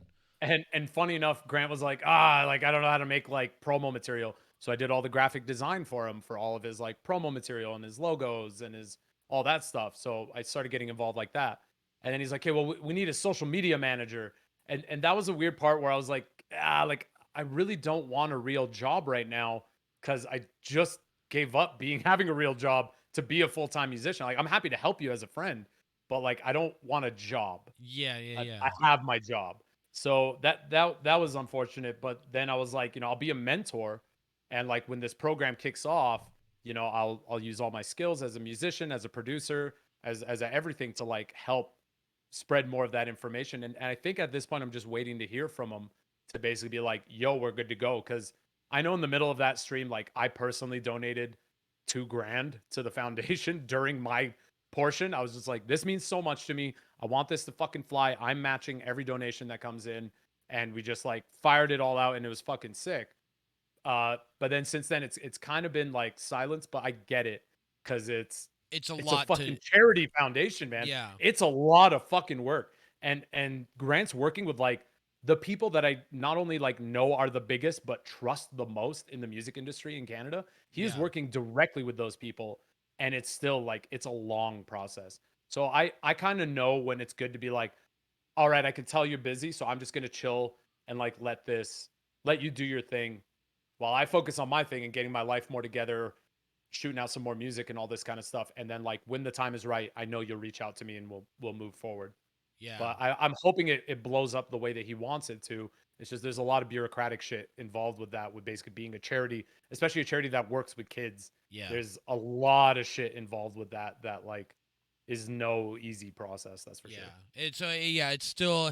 I wouldn't say it's on the back burner, but it's on pause and all that with everyone. I know, like Grant and them, they're finishing up an album, aren't they? Like they're busy doing that. Like there's everyone's got a lot going on, so I get it. But I just wanted to, yeah, I wanted to touch up on yeah. So you're a mentor, a part of that, because I thought that was really cool that you agreed to do that, because that's like that's a lot of responsibility, even just that. I mean, let alone all the other stuff that you did for the project. But I mean, just to be a mentor, that's a really big deal, and that's really really cool for you, for you and the others to do that.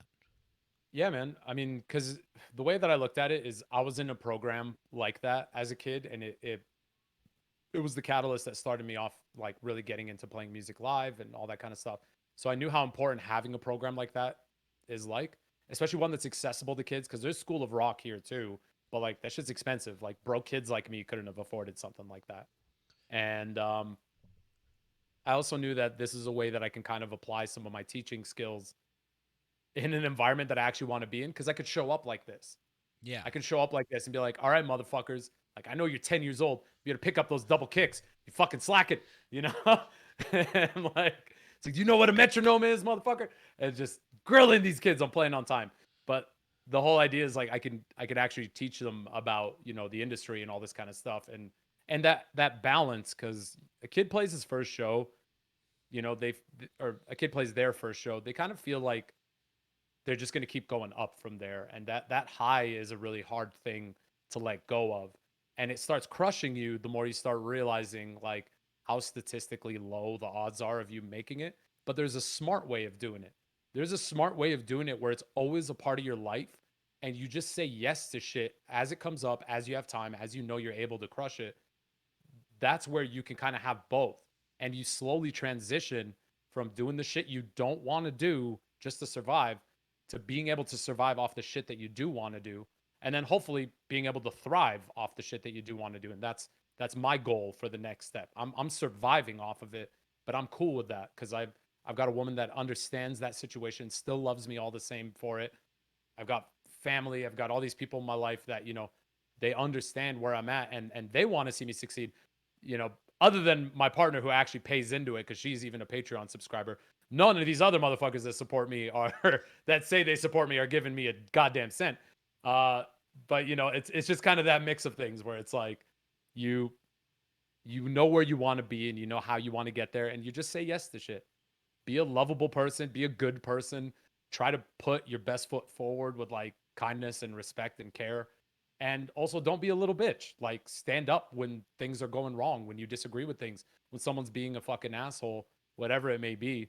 Um, just like stand your ground, but also be that person that people want to have around. Cause I'll tell you, when I was traveling, backpacking through all those festivals and like trying to get inspired to give a shit again, it was that whole mentality of just like, I am just here to have a good time and like hang out with you guys. So whatever you want to do, you want to drive to Finland, like, yeah, fuck it. I'll hop in your car. Let's go.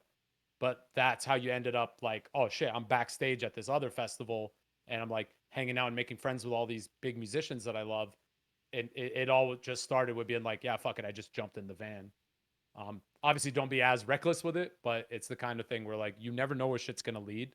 So try your best to just have an open mind and be willing to try things and go out on a limb. And yeah, some good shit could really come out of it. Fucking A, dude. Fucking A. That's beautiful. I love it. I love it. It's like you're giving us such great words of wisdom and great content. Everything. You're amazing, dude. Thanks, dude. You're fucking amazing, man. No, I watch your stream all the damn time. You're my happy time stream. Oh, thank you, dude. Thank you. No, dude. I love it. It inspires me to like, I've never done anything I feel significant when it comes to music, as in I've never been a part of like some project that like people listen to throughout the world or anything. I've never done any big tour or even small tour, I've never. So hearing everything that you've done and everything you've been a part of and are going to be a part of is just very inspiring. I love it. Every bit of it. I mean, for what it's worth, you remember when I called you for that drumming gig and that one band was going to be playing Vakken and they needed a drummer and all this stuff? That wouldn't have come out if you hadn't have said yes to joining the new wave of Nice Metal Buds. If you hadn't been if you hadn't been this super fun, amazing person, I was like, who's a fucking awesome dude? Mega Mike. I was like, Mike Clucky's a fucking solid dude. It's like, I'm going to hit him up, see if he's available. It's like, even just getting the call. And that's the thing. People usually beat themselves up. They're like, man, this band asked me to like do this and I wasn't available. But they thought to ask you. And that sticks in their mind, that they're like, you were good enough. You were enough to be a part of this thing, to go fucking play the main stage at Vakken. So it's like, I try to remind people of that too, especially when I'm coaching them. Like I do like office hours as a part of my Patreon thing that people can literally be like, how do I do this? Or like, how do I don't know, just like teach me your ways. And we get like hourly sessions. And that's the biggest thing is like, if someone even thinks to ask you, that means you're doing something right, and try to build off of that. Cause if people aren't asking you to do shit, that's typically a good sign that you're doing something wrong. If people want to do things, or if you ask someone to do something, they're like, fuck yeah, dude, tell me where and when. And like, I'm there, as soon as you're like, hey, we should do this thing. I'm like, Mike, I know you're high, but like, remember, send me a message about this thing. Cause it's just like, that's the reality, man. It's like when people are excited to work with you, if you say something, they're not like, yeah, like I'll see what's on my schedule and like I'll get my agent to call you. It's like, no, man, like that's how you know you're doing things right. That people hear your name and they like perk up and they're like, oh fuck yeah, I love that dude. Yeah, 1,000,000%. I love it, 1,000,000%.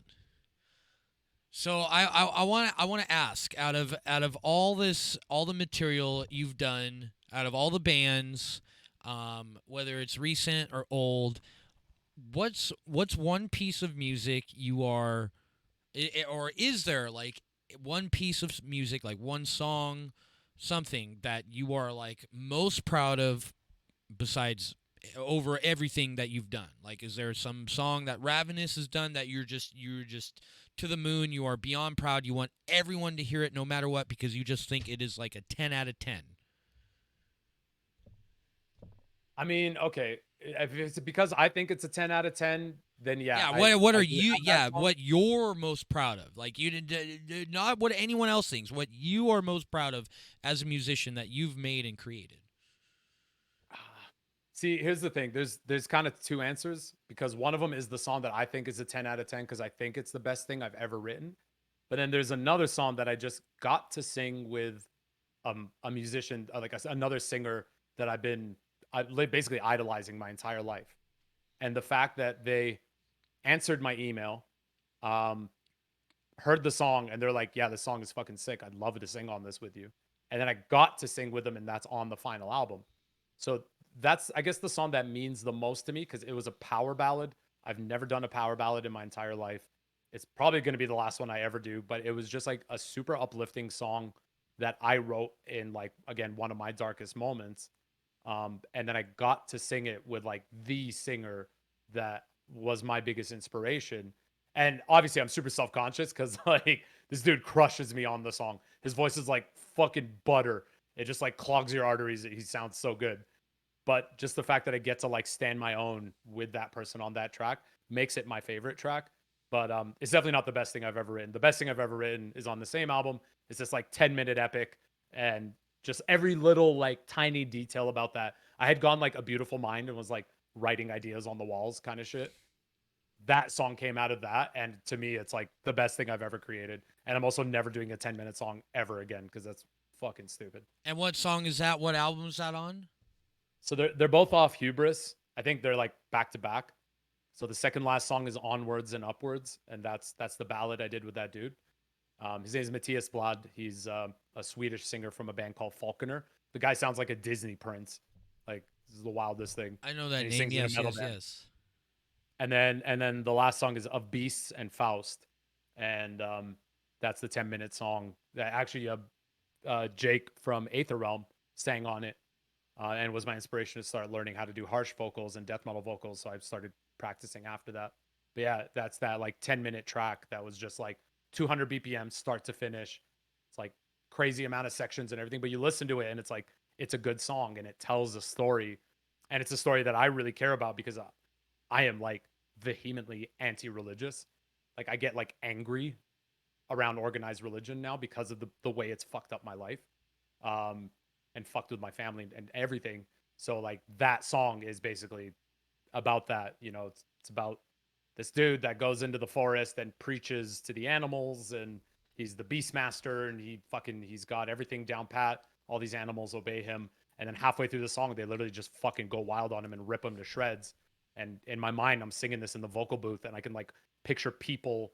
It's like that cutscene from Diablo where like all the people in the church go fucking wild and start like stabbing and biting the priest and stuff. And like it's that, and then it's the whole other side of the story where it's basically just like, nah man, like you can't, like, people will always be who they are, and like you can't do this with the goal of like trying to control people. It's one of the most sickening things I've ever seen. Yeah, I can go off about that shit forever. Funny enough, I have the first ever satanic power metal song I've ever written is going to be a part of that new project, and it's not even like about that stuff. It's like a space, like fucking Guardians of the Galaxy kind of fucking band, and you know, and yet somehow I snuck it in that like on this planet there's this thing where these like dudes are being predatory to children, and so it's like the first satanic power metal song, and I'm just like loving it, and I listen back to it, I'm just like I can't wait to release this. Dude, this song is fucking killer. Thank you. So I try to get to people's questions in chat, but they're moving so fast. Do you think Prague is going to be less intimidating after that album on the Soldiers of Giants? Honestly, no. Prague is like my kryptonite. It is the antithesis to everything that I am. So I'm going to do it, and that'll probably be the last time. What is it? Are you like me when it comes to prog, as in like when it comes to actually playing music, you don't want to be super thinking about time. Like you just kind of want to flow. You just want to go. You want to flow. Because that's for me when I'm drumming. Like I'll play songs that are off time a little bit. You know, like as long as I can figure it out or I know it. You know what I'm saying? But I don't play music and want to like be super focused on trying to be super intricate. I just want to play. You know, I just want to go. So when it comes to odd time signatures, it fucks me up, and I have less fun. So like when it comes to things like power metal, it's very 4/4 3/4 all the time. I get off on that. You're able to just go. What is it about prog that is it just not your style? Is it playing, like singing, playing it? What is it? It's like a combination of all that, but mostly the fact that like it can't hold my attention. I see prog as like the jazz musicians of metal, and you know, as much as there are prog bands that I do like, it's because they're good at writing songs. Like I don't like skill checks. I think skill checks are fucking boring as shit, and skill checks are really there to impress other musicians. And I say this all the time on stream. I don't create music for other musicians. I create them for the fans of that genre. And for what it's worth, I do a lot of songwriting like clinics basically, where I teach people the like how to create a good song based off just one idea. It's like that Gear Gods thing that Trey does, right? Where he's like one riff into one song in 1 week. I'm like, that is actually how you're supposed to write if you want to write like a good song. If you want to be fucking spiffy and spazzy and everything, like go ham, it just can't hold my attention. And that's exactly why I'm excited for this new project, because every single one of these musicians that's involved is like god tier, and they're basically playing like 4 chords because they understand like what creating a good song means, and something that would actually be enjoyable regardless of who it is. And that's why like with tech death, there's a lot of tech death that's fucking incredible, and a lot of tech death that's really cool to look at but gets boring as shit. Like you don't enjoy listening to the song. What are some of these bands that you are talking about that you are not so fans of, like when it comes to prog and or tech death? Like what are they, like the bands that everyone's into right now that you aren't? Like I would assume maybe when it comes to like tech death or like deathcore, you probably maybe not be into like Lorna Shore, or do you like that band? Okay, so Lorna Shore is an example. I think that band's fucking incredible. And But when it's I not first for heard you. it, well, here's the thing. When I first heard it, I was just like, holy shit. Like, and it wasn't so much like the snarls. Like, because I'm like, you hang around death metal musicians, you know that different people have different like timbres to their death metal growls. So it's not something where like, oh my God, I can't believe what he's doing with his voice. I'm like, no, this is just tight. It's fucking sick. Crazy blast beats. Everyone's an amazing musician. And I like the song structures. The problem that I had with that is then every fucking band that I heard that was a deathcore band after that has the same like, and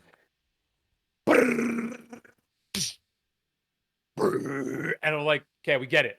Lorna Shore did this really cool fucking like the Hellfire breakdown, and now everybody's doing the fucking Hellfire breakdown. I was just like, that shit drives me fucking. So it's no fault of Lorna Shore's. I think they're fucking incredible. But it's also on top of it, it's like, yes, that one song, if I hear it, I'd be like, sick. But I almost guarantee I hear any other Lorna Shore song, I'd be like, oh, this is that fucking Hellfire song. There's like nothing really that distinguishes it other than if I know the notes. This is like when I started learning how to play like Nile songs on guitar. I think Nile was a fucking incredible band for me for a long time. And I loved a lot of their riffs. They're really good songs. But the vast majority of their shit is just fucking tech death drivel. So it's just spewing out techie shit, and it's cool, but none of it's a song that you could really distinguish from anything else unless you know how to play the song. You'd be like, oh yeah, that's, you know, Lash to the Slave Stick. That's fucking the Serpent Pit Mating Frenzy. That's this. But like that to me, it does not denote what makes a good song. Metalheads are into that shit, and I'm into it as a metalhead and as a musician.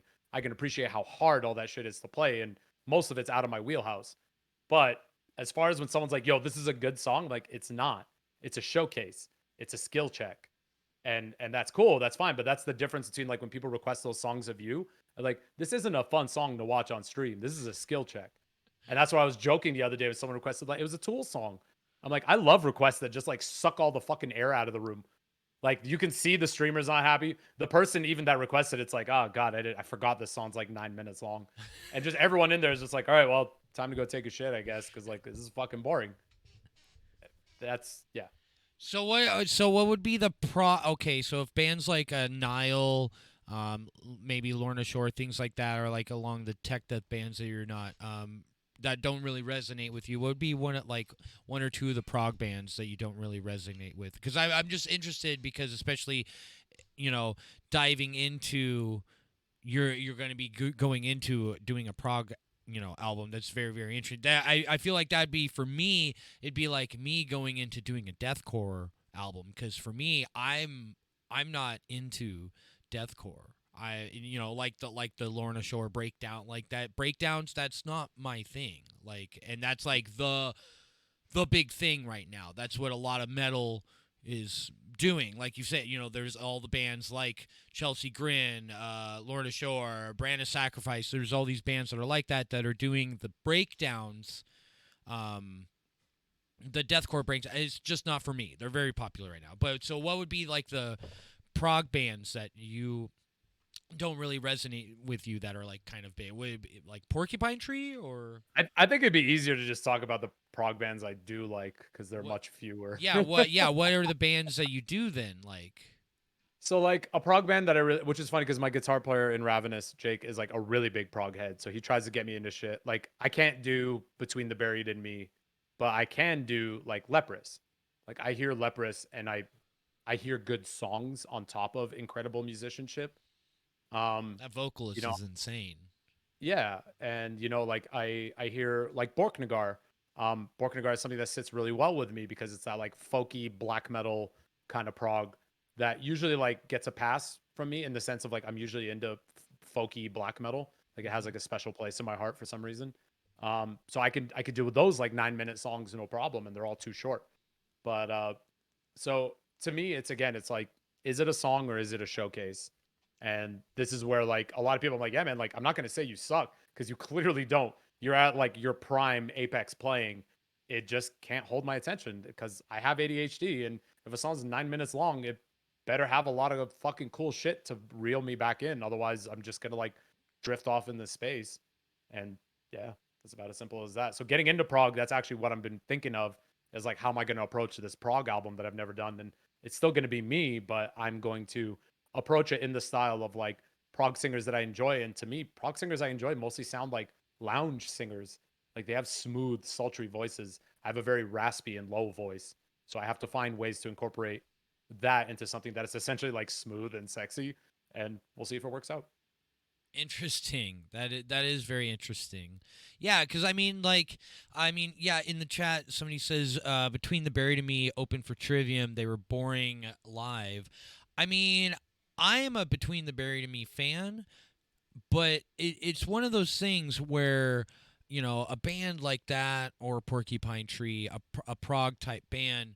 Those aren't bands that you're going to, or at least the fans of the band, they're not going to go watch to go start a mosh pit. They're going to watch to like watch the showcase, Yeah, like, and that's like they're watching a guitar clinic. Exactly. And that's like there's nothing wrong with not being into that or being into that. But that's like there's a time and place, and there are these bands that are, there are the Dying Fetuses out there that you show up, you're there to riff and mosh and fuck yeah. Dude, and I fucking love Dying Fetus. So like I go ape shit for Dying Fetus. Necrophagus was like kind of 50-50 because that's a showcase. That's a showcase. Well, that was a pretty like formative time though for me, and like learning how to play guitar. That they're a showcase though. Like as much as they're like a brutal, hey, we're gonna hit the mosh pit, you're going to stare at their fucking hands sweeping on those. But then like I went to like a Cloud Kicker show, and I'm like, this has got to be one of the most boring shows I've ever been to. I went and saw fucking Car Bomb with Animals as leaders, and like with my girlfriend, and we're both musicians who love crazy shit. And we're sitting there just like, this shit's giving me anxiety. Like, I'm like, baby, do you want to get out of here? And she's like, yeah, let's get out of here. Okay. I appreciate how fucking amazing they are. Like, guys like Tosin, I will sing his praises from the heavens. Tosin is fucking incredible. But live, I'm just like, I can't, man. I can't get into this. I can't vibe to this. I'm like drinking and hanging out and having a good time. and I'm just like, I just feel like I need to take a shit, or like I'm constipated and like uncomfortable. My underwear suddenly doesn't sit right. I feel like I'm wearing my shoes on the wrong feet. And I'm just like, I don't want to be here. I'm just gonna leave. Well, I think it's time to ask this now. So, do you have? I get asked it all the time, and I'm like, I don't know because I really don't know. It's hard to classify, but I mean some people have a fucking list. They have it dialed in. They just know exactly what to say every fucking time. Do you have a top 5? Do you have a top 3? Do you have like what do you have that? Do you know your top bands, your most influential bands? Do you have, what would be the top 3, top 5? What would, do you have that? Yes. What are they? And maybe go backwards. If you got maybe, or I don't know, however you want to do it. Well, you know my top band because you were talking about my ass at one point. So you know my top band because you know about my giant back piece tattoo. No, I don't know fully about it. No, I don't. Oh, you don't? I don't know about it. No. I've shown my ass enough on stream to know that it doesn't break TOS. You okay with me showing my ass on your stream? Guys, do we have to? I think it's time we got to see the tattoo, right? It's a fucking massive tattoo. It's your fucking back and your ass. Yeah. What the hell is it? I get my internet. Oh up. man, I just realized I should be looking at this screen because this is way bigger. I shaved my butthole in a couple days. Oh no! Oh my god! All right, are you guys ready? What the hell is this? That looks like a city and a what the hell? Is that a dragon? Oh my god! What is that? What is going on?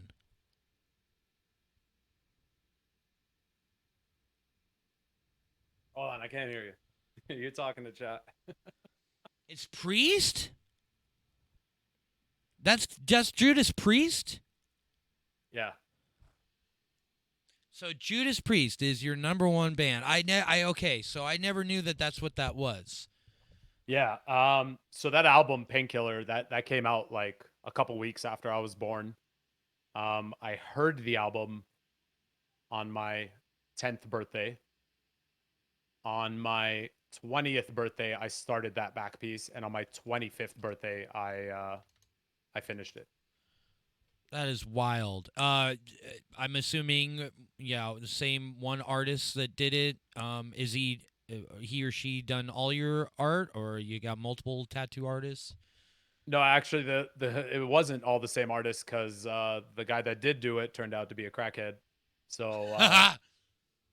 So he got like halfway and then had like a meltdown and disappeared. So thankfully, a friend of mine was kind enough to finish the job, which is, a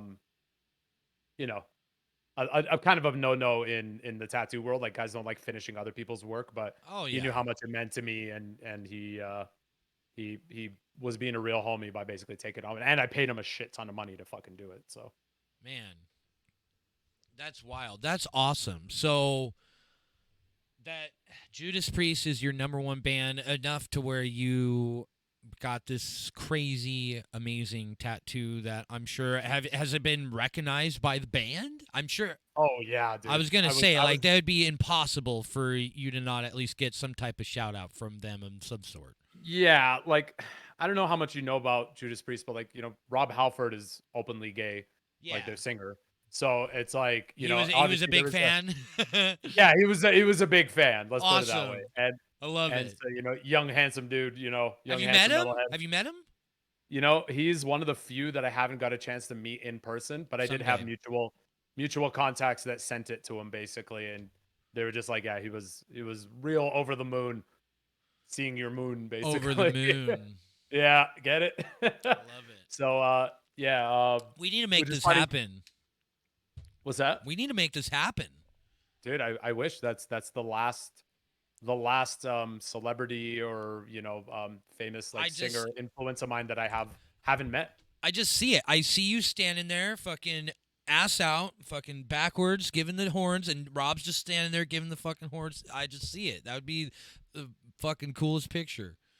So like they've acknowledged it online as well. Like anytime there's a picture of my ass, someone inevitably like tags them, and he's active on Instagram with his like cat photos and stuff. So he recognizes it and always posts his little horns and whatever kind of shit. That's But again, awesome. it's that album is like to this day, every time I listen to it, it's like the first time I'm hearing it. So And is it that still what hits just as hard. what's your favorite song on the album? It's not the title track, which everyone usually thinks. So the album's called Painkiller, and the opening track is Painkiller, and it's incredible. But it's actually the second track, the Hell Patrol, which is a song that like I actually really want to maybe even cover soon. You Yeah, have to.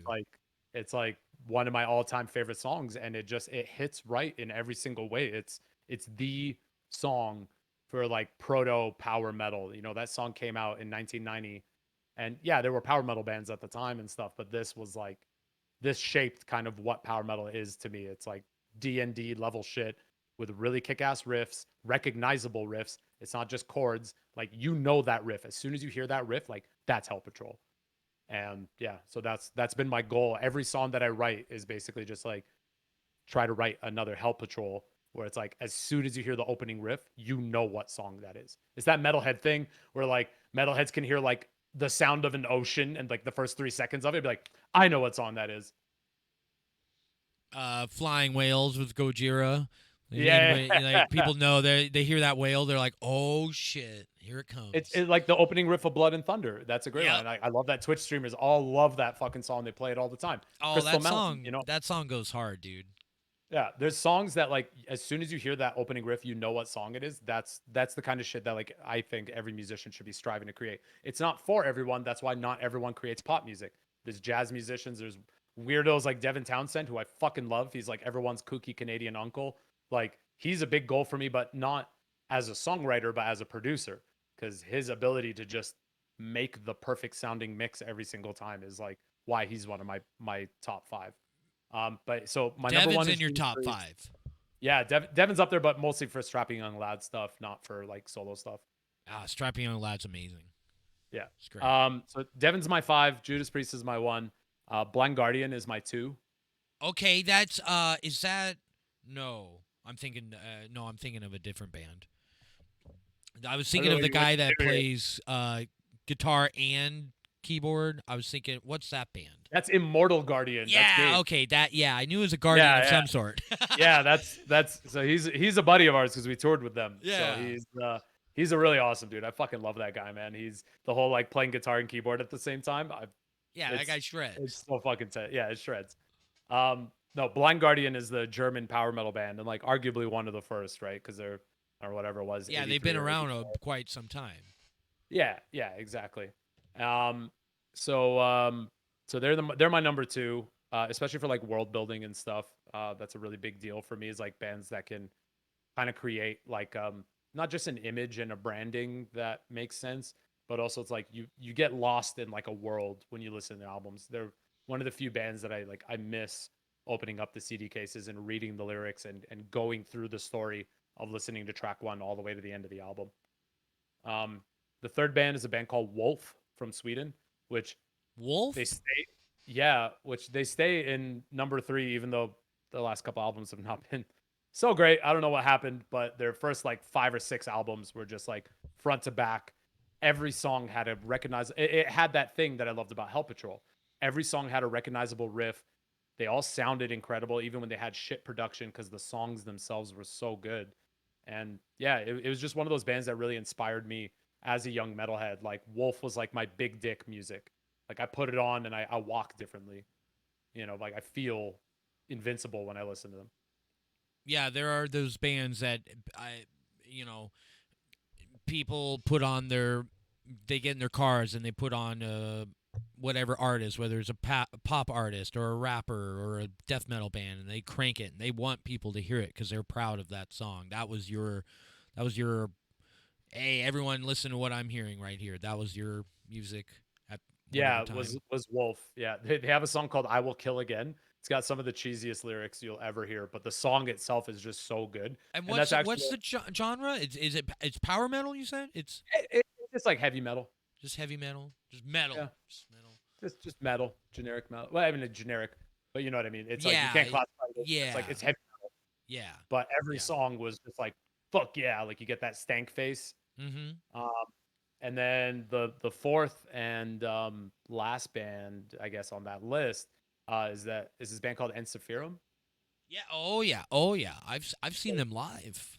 Yeah, They're so like great. Yari from Winter Sun's old band, like that's the era that stays in my mind. Like Petri Lindros is great and everything, but him and I had like a bit of a run in, and I kind of fucking don't like him anymore. So, uh, but like the Yari, as much as I shit talk Yari for all of his Winter Sun crowdfunding bullshit, those first two Ensiferum albums did a lot for me mentally as well for songwriting and for structure and the whole idea of like having harsh vocals, but you can hear what the clean singing would be if you were to just sing along. And it's what created that like folky black metal that resonated with a lot of people. And so anytime I do have stuff like that, or I produce things like that, I always do it with the idea that like you can hear what the clean vocals are even though it's all black metal vocals, and it makes the song catchier even though you're you're not hearing clean singing. Okay. Wow. So those are my five for like very specific reasons too, and not apt to change anytime soon. I feel My like that's a girlfriend's good favorite band range is though like too. creeping in. I feel like that's a decent little range of things too. Not too, I mean, not too far off from each other, but they all definitely don't sound the same. I don't Yeah, think. and to me a favorite is like there's at least 5 to 10 albums that they have that you genuinely enjoy like front to back. Like you enjoy listening to full albums from those artists, and they're either formative or just masterpieces or whatever. But those bands have those albums for me, and I think that's what determines my favorites. But for what it's worth, like as much as those were influences, I can't sing like any of those guys. So when someone's like, "What inspired you?" They inspired me to get off my ass and to become a musician, but I don't take any influence from them from singing style because, to be honest, other than like Joachim, like the singer for Sabaton, there's not a lot of people in metal that have a voice that sounds like mine. Yeah, I mean that's my next question. Who like if those are your top like artists of bands that you really enjoy, but they're not who truly influence your singing. Who do you take influence from besides Sabaton? So it'd be like Sabaton, Falconer, that singer that I got to sing the ballad with, Matthias Blad, and like Lemmy, which is hilarious because Lemmy was the reason that I'm like I can still drink and smoke and still be a good singer. Which is funny because it's Lemmy, but you know, You like a raspy, you like the sound of a raspy vocal and doing it. yeah, and it's funny because it's actually more comfortable for me to sing with a rasp than it is to sing clean. When I sing really clean is actually when I'm like faking it. My most natural voice has this natural rasp just from like the blunt force trauma and the amount of air that comes out of my lungs. You know, yeah, like Tom Waits actually would be a really another good example. Rumple, which is funny. I was singing with my girlfriend on a stream, and she's like, I actually like my ears were starting to hurt because you're so loud that even with like my in-ear monitors in and stuff, it's like booming my ears. And she's like, I've sung with opera singers that like aren't as loud as you. Like you have one of the loudest voices I've ever heard. And it's one of those things that this is where that passion and stuff comes out. And I'm comfortable with it. I can sing for like 6 to 8 hours on stream, fucking go do whatever, come back the next day and sing another 6 to 8 hours. That's where my voice has become comfortable. And so trying to do something like this prog album is actually going to be a big challenge for me because it's going to be a lot of clean, smooth singing. Whereas for me, I listen like even like old blues artists. Um, I love that like the wailing that they have, that rasp that you want to me you hear emotion and pain, and there's something about hearing pain specifically in music. It can be a happy pain, I don't know, like kidney stones or something. But in the end, it's like when you hear somebody wail and the ah, and you get that rasp. They're not trying to control and be pretty and clean. I don't like pretty and clean productions. That's why the people that come to me enjoy the way that I produce and the environment that I produce in, because they get a more raw sound but still sound professional. And that's the big thing that I've always kind of strived for in myself is like I want to be pretty enough for normal folk to not be scared. Like I don't want to scare them away. I want their love. I want their adoration. I want their money. But I also want the grimiest people, like the people that I grew up with, the criminals, the fucking the worst kind of people that I've ever knew. I want those people to hear my voice and like be scared. Wow. Interesting. Dude, I love it. I love it.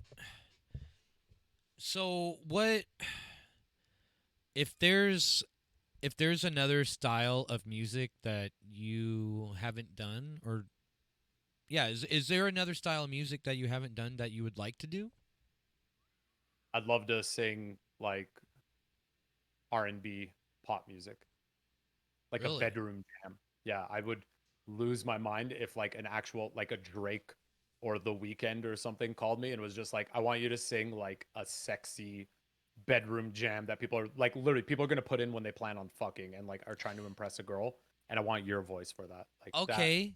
Okay, so tell us some guilty pleasure music then that people. What's some music that people if those are we got your top fives, we got some inspirations of what what you go off for your voice. Like what would be some guilty pleasures that whether they influence you or not, what that people wouldn't expect that Rav listens to. Usher. Usher, really? Usher. I don't know if people a lot of people know this, but when you have ADHD, like it's kind of like the clown circus is constantly playing in your head, and you have to wade through it to try to get shit done. Sometimes that clown circus is playing Usher. So I don't actively I can't remember the last time I've actively listened to an Usher song.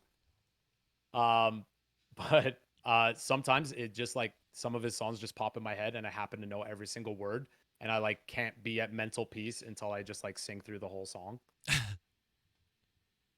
Wow. So What that's a fun is fact. there, is there a song in mind? One Usher song in mind? Yeah, right now is "You Got It Bad" is like the one that's been playing in my head right now. You got it bad when you love it. Ain't nothing when you call right back. You got it bad when you miss a day without your friends. Your whole life's all that. No, you got it bad when you're stuck in the house. You don't wanna have fun. It's all you think about. Like shit like that. It's just like because to me it's so simple and so easy. You're just singing scales, like there's nothing like crazy in there, but there's something in it, and it just fucking drills a hole. It's like the sandworms from Dune. It hits They the just G fucking spot. yeah, they just burrow their way into your mind and they never leave. It's like I think the last time I heard that song I was like 10 years old, and it's still just like, oops, memory unlocked, and just like that song comes barreling through. So there's that for a guilty pleasure, and like R&B, smooth R&B, sexy R&B kind of thing, and outlaw country, like really twangy, Outlaw like country. oh dude, the Like one song who? like I'll be doing dishes and randomly just be like, in my head again, it's like Satan is real, working with power. You can see him and hear him in this world every day. Like shit like that. Like songs that like clearly were like to warn people about the devil, but they just sound like they're singing about the devil, and devil's my homeboy. So Have you done a there's country song yet? Country cover yet? I did one because one of my patrons asked for that Dwight Yoakam Streets of Bakersfield, Okay, yeah, yeah, yeah. and it wasn't an outlaw track, but it was my first time singing like that on like a recorded published song, like not just being a drunk asshole at karaoke or something. And I put it out, and again, I live in the Texas of Canada. There's a lot of my friends are country music people. They're country boys. They grew up on farms. They have horses. They've got big trucks. All that. They got guns. All this kind of stuff. And they heard that, and they're just like, "Dude, you need to sing country. Like you have an amazing country voice." And I'm always just like, "Go fuck yourself, dude. Like I'll be dead before I ever sing this shit." I But mean, they're kind at of the, right. They're kind of right. You would do a good country song. But then I'd have to be that one country artist that like purposely fucks with the status quo. I couldn't do it in good conscience without being like satanic country, which is why I have the fucking cowboy hat with like the big pentagram on it. And like our city turns into like a 3 million person rodeo this weekend, and it lasts for 2 weeks. I do not take off that hat for that 2 weeks. And everywhere I go, I'm just like sharp dress Western wear, pimp cowboy boots and just like giant pentagram on the front of my cowboy hat.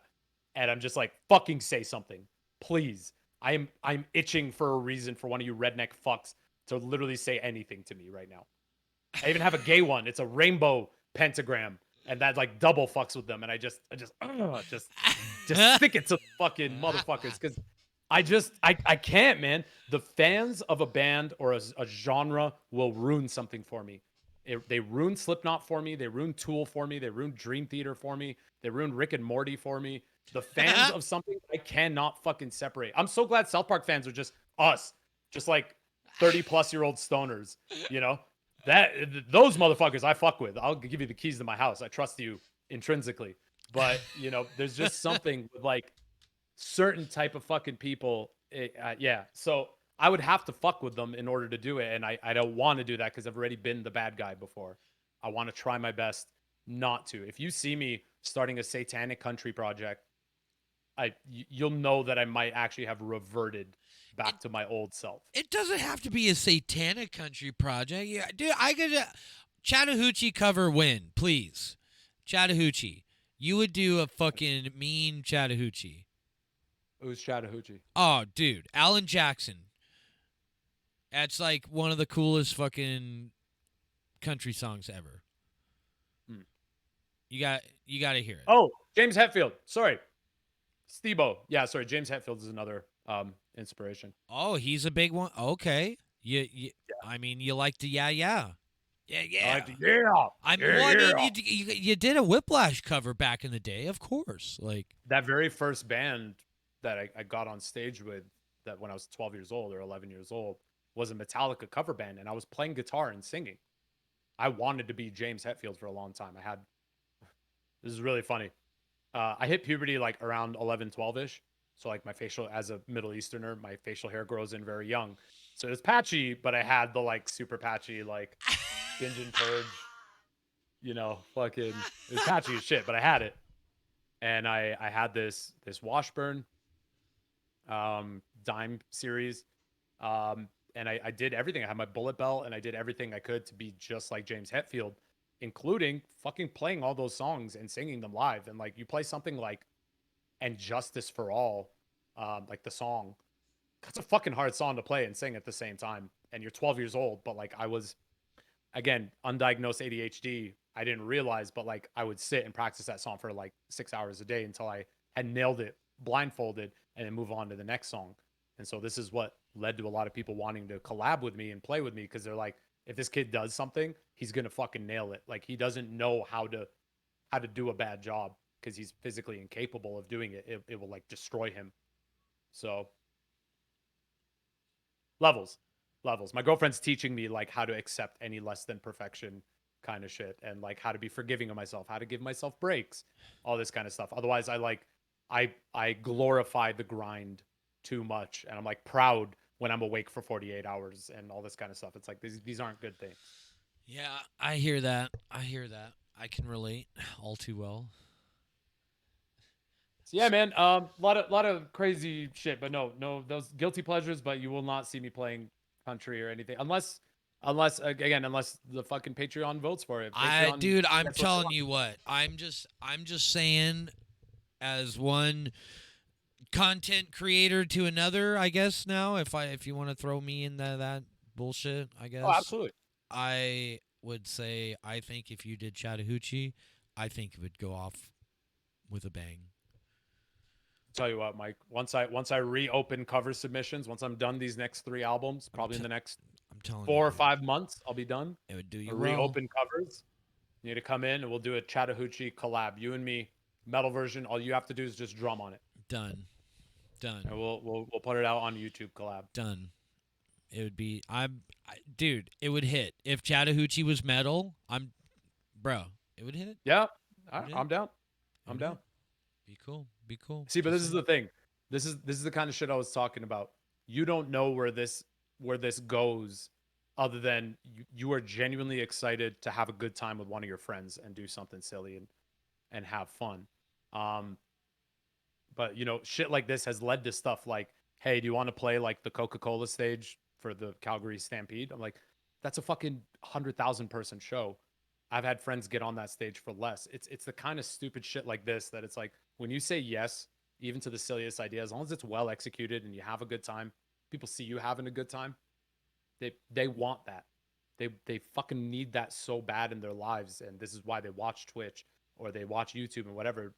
It's to get that dopamine hit. And if you can't find it in yourself, sometimes watching other people in a good mood. This is why I watch your stream. If I'm in a bad fucking mood and I see you're online and I watch you and you're just like the South Park references and shit, fucking, Satan's popping up in the Twitch alerts and you're just having a time, it puts me in a good mood. It makes me want to be in a better mood. So it's the kind of thing where it's like I know how infectious having fun can be without being goofy. And that's another thing I'm excited about with this new project.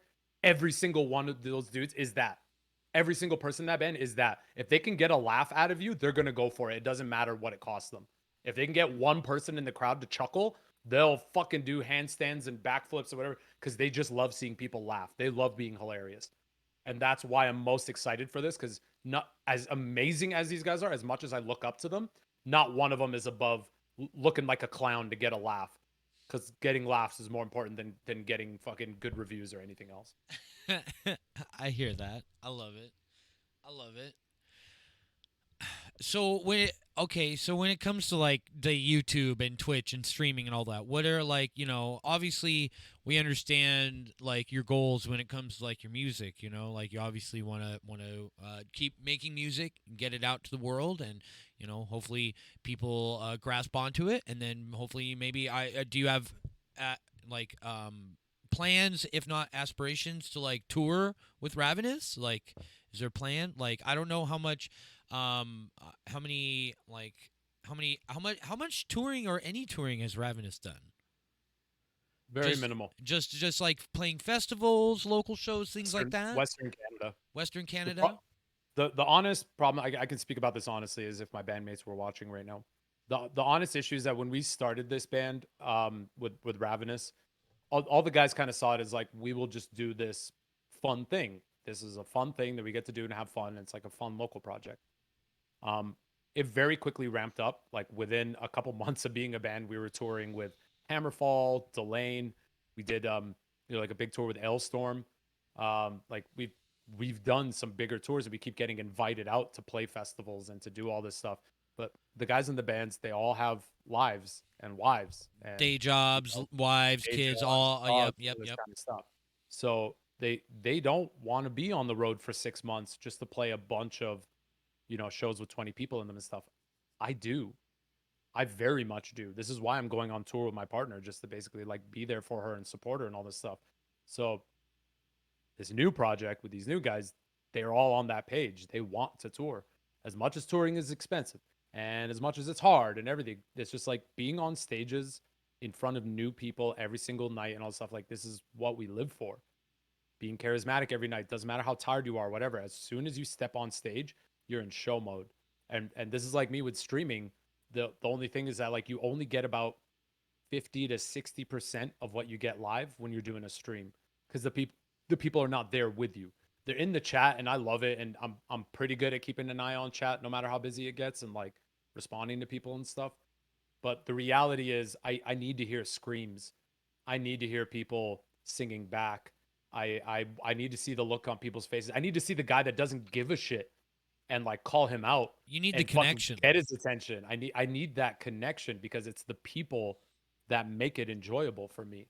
The music's only half of it, because when I'm on stream singing my songs, I enjoy it, and I love seeing people, dropping emotes and headbanging and all this stuff in the chat, but it's not the same. And you ask anybody, Scott Carstairs, fucking Kyle, Rickard and Madeline, any of our friends that are streamers on here, they'll probably tell you the same thing. As awesome as it is, it's like it's a hit to get you to the next gig. It's something to hold you over, but it's not a replacement. There's no way that I could give up live shows and live touring and all this kind of stuff for Twitch. Even if I was the biggest Twitch streamer in the world making Amaranth level money, I still need that human connection. People fuel me. They drive me.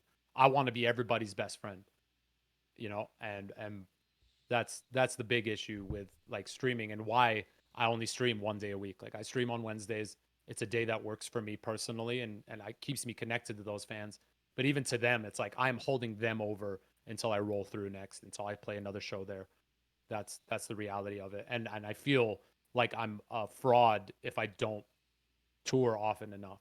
If I don't hit the road often enough, I feel like I'm taking these people's time and attention and love and money and everything because I'm not hitting the road. And that's just for me.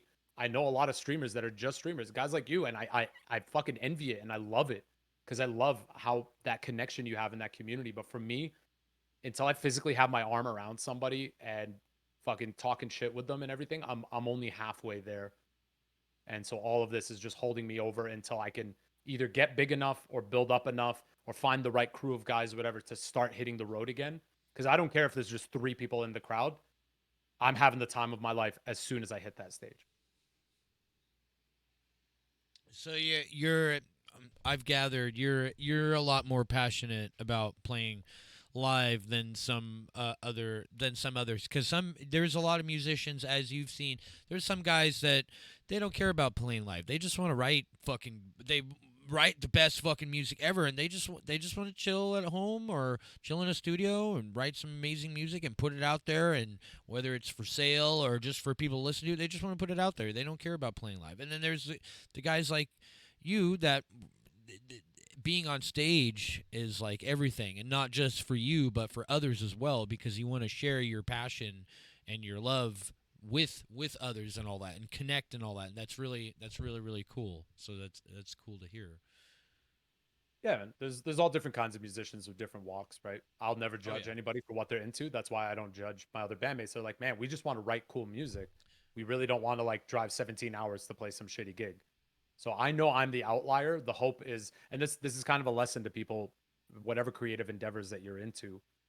This is part of your environment. Like, yes, having a good environment to do the art is one thing, but another thing is finding those people that do kind of think like you. And even if your thinking is the weird one, most people, like, if you told someone they could just play guitar on camera at home and make $10,000 a month, most people would fucking be like, yeah, let's take it. I'm stoked.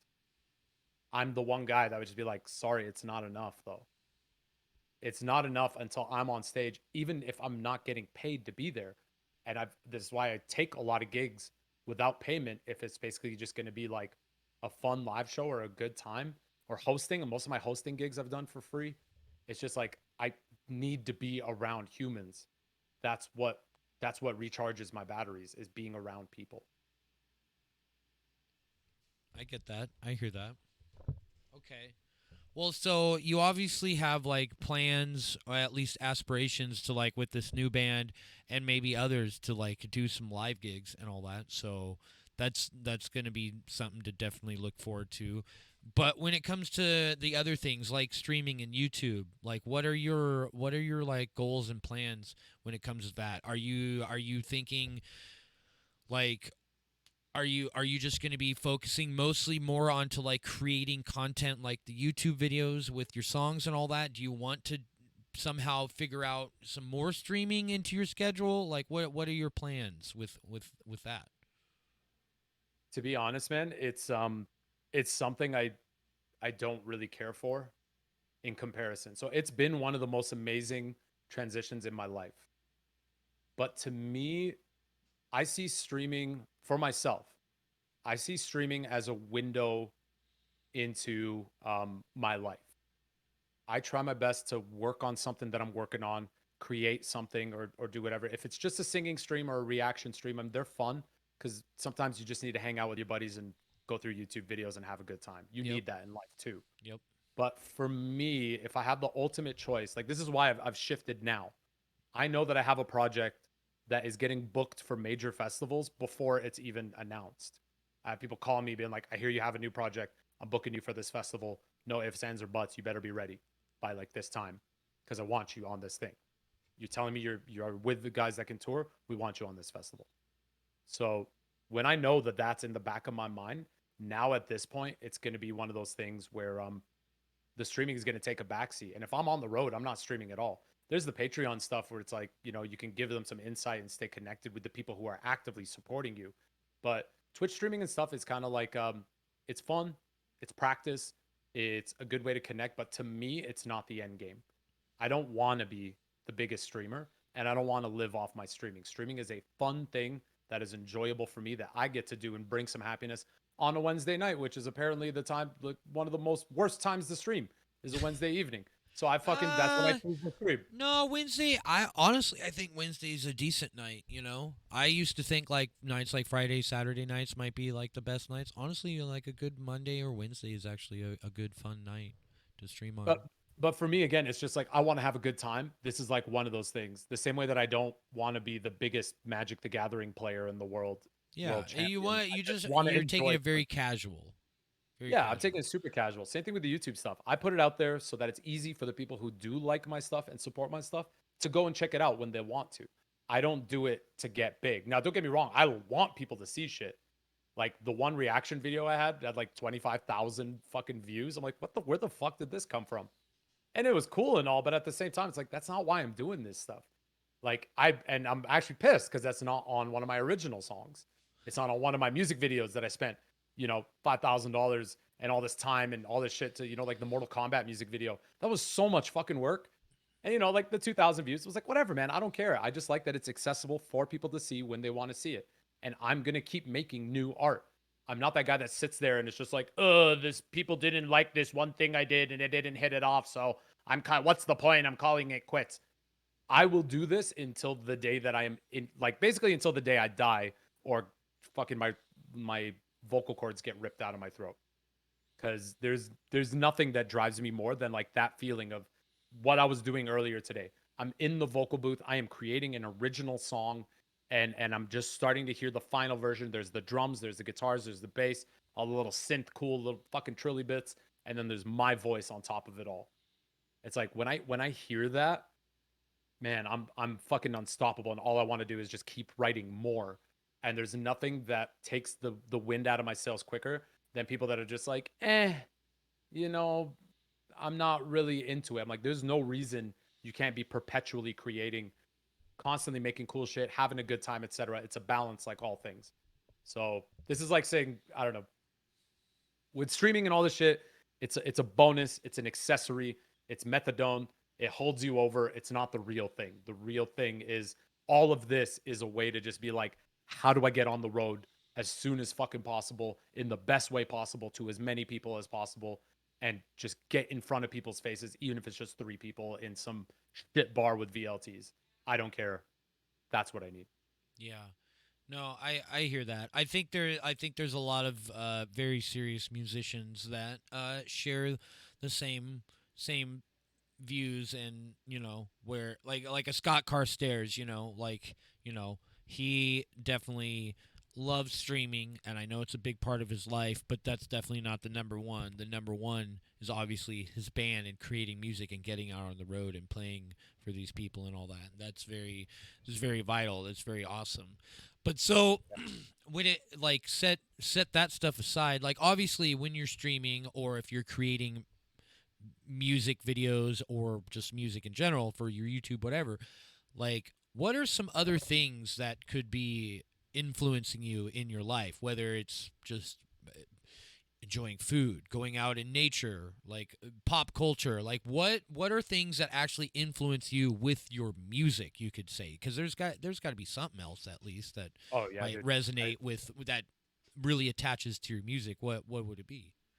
So gaming is a very big part of my creative process, because gaming is the one thing that actually allows my brain to shut off. It's either gaming or going to the movies, not watching a movie, but going to a theater. Because you have to, it's like going to the gym. You have to physically put yourself there, and it's like, all right, I'm going to work out. You're actually going to the movies. You got to watch it. Yeah, and that's kind of the thing, is like going to the movies is one of those things for me where it's like I'm in this space. I fucking bought the popcorn. I got my drink. I made sure to pee beforehand. Like I got all my prep is ready to go. I'm like, nothing's getting in the way of this. I fucking turn off my phone. I'm one of those weirdos that shuts off their cell phone in the theater. Oh, same. And it's like Weird, right? Weird. Well, no, but it's just like I get it. Like you fucking use an emergency with your kid or something. Yeah. You want to be able to answer it, fine. But I'm one of those guys. It's like I am not talking to a fucking single person. I am watching this goddamn movie. I don't care how good or bad it is. I saw that Dungeons and Dragons movie. It was fucking trash, and it's just like, shit like that. But anyway, it doesn't matter because it's one of the few times that my brain actually shuts off, and it's a big thing again with creatives that have ADHD. You start finding that you can't actually turn it off even when you want to. I've had friends where I'm like at a barbecue and they're like, "Hey man, could you stop talking about band shit for 5 fucking minutes?" Because it's really just one of those things where like you need to find things that turn off your brain in order to have the energy to turn it back on. Like that CPU will fucking overheat and overload. And my girlfriend's seen it. She was like, I've literally seen you where like your CPU is overclocking and then you just shut off and you're just dead asleep. Nobody can fucking wake you up for the next 9 hours. It's a weird thing, but it's part of why I have to have those things in my creative process. This is why I hate gaming on stream. Gaming's a very relaxing thing to me. Gaming on stream is not. Yeah, because you're focused on something else other than the game as well. Yeah, and to me, I can't fully shut off if I'm gaming on stream. So to me, video games on stream is a no-no. That's me time. I'll play video games with my girlfriend because it's relaxing with her, and we have like a Crow Crew, like New Wave Nice Metal Buds Diablo clan for what it's worth, even though that whole system fucking sucks in that game. But it's just one of those things where like um, gaming should be relaxing. So when you say if there are other things that inspire me and outside of just music, it's literally just video games and movies. Those are the two things that allow me to get there. And I still do all the normal shit because the funny thing is once I cleaned up my acting, got my shit together, like yeah, I have friends. They want to go for dinner, they want to go to a show. They want to travel, they want to do stuff, and you do that shit with them and you have a good time. And I live for that stuff because for me, the only experiences that are worth anything are ones where you've created a positive memory. This is what I tell my girlfriend. Like, if she ever gets me a gift or something, it's like I want it to be something that's like an experience or a memory that we can have together. I don't care about like like the value of the object of the gift, or like any of this kind of the practicality. I just care about like we did a thing and it was either funny or catastrophic or whatever, and we just have like this awesome memory of it. That's the only thing that matters to me because over time, when you deal with all the stuff with addiction and all that kind of stuff, and you start reworking your values, you start seeing that that's the stuff that matters. And it's funny, but like gigs are those things to me. I think that's actually what it is about live shows that fuels me so much. It's not the crowd, like the adoration. It's just the memory. I have some of the worst shows I'd ever played that were complete nightmares. There's still fond memories in my head, and I think they were awesome times. I that's how I remember them because it was a memory. It was something I shared with other people. So I think that kind of stuff matters a lot to me as well with my creative process. If I can go somewhere, like if someone's like, let's go to a resort in Mexico and just get drunk for a week, I'm like, that sounds pretty lame. I'm not gonna lie. But if someone's like, let's just go like check out these shitty small villages in like random backwoods parts of Europe where no one speaks English and like see if we can find a place to sleep and like find a bar. It's like, well, that's exciting to me. That's awesome. I love it. What? So you? It's funny that you said something that I wanted to touch on next. So what is like your creative process if you like have one? If you're, we've heard your influences. You like to decompress with some, like as anybody does, like with movies and video games, things like that. Like what would be your creative process to like writing a song? So I try to make everything in my creative process formulaic. So there are steps to writing a good song. And a lot of people struggle with this because they're like, art is very abstract and there isn't a formula and whatever. I'm like, not in the sense of like, if you do this, you'll be big. It's more in the sense of I have begun to find a way that my brain works. And funny, this is what came with like the ADHD diagnosis and the medication, obviously, and then also speaking to like mental health professionals that help you to kind of figure out that they're not there to tell you how to be normal. They're there to kind of teach you about yourself and how your brain works so that you can work with yourself and not and get out of your own fucking way. So that was a big thing for me. So I found a formula that works for me for my creative process, and it all starts with just a good idea. And that idea can either be, let's say specifically to music, because that's my realm, right? So let's say it's either a song title, a chorus melody, or a really cool lyric that is like, that song where like that one lyric is just the fucking line in that song, you know? Yeah. It's one of those three. Unless I get one of those three things, I don't actually have a song idea. I have a song fragment. And I keep my fragments in a vault because that's good filler. That's good ways to be like, I don't know like what to do in this one spot. Let me pull from one of these fragments.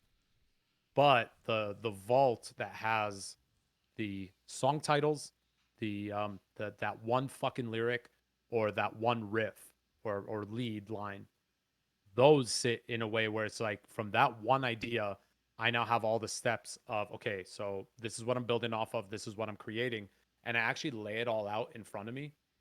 So I'm the guy that like if I do a puzzle, this is a good way to put it. If I do a puzzle, I grab the corner pieces, I go up, sift through, I find the corner pieces, I put them where they need to be.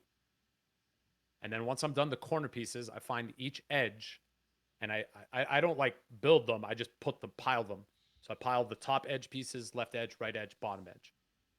Then I sort all the other pieces based on number of nubs versus number of holes, assuming they're all like square-ish pieces. So I got 2 nub, 2 hole, 3 nub, 1 hole, whatever. And I sort them all like that in the pieces. And then once I have that outline built, I can see, okay, top right corner requires at least 1 nub and 1 hole. So I grab all those pieces and I literally just go one by one, pressing them against that hole until they click. Finally, it fucking clips. I'm like, okay, I have that one piece, and go onwards and onwards and onwards. And sometimes you can pull back, start seeing the image, know what kind of colors and shit you're looking for. But the start of your process has to have something that takes your fucking opinion out of it. It's not a matter of opinion, man. This is a fucking edge piece. This is a corner piece. It doesn't matter what the picture is. You have to have a frame.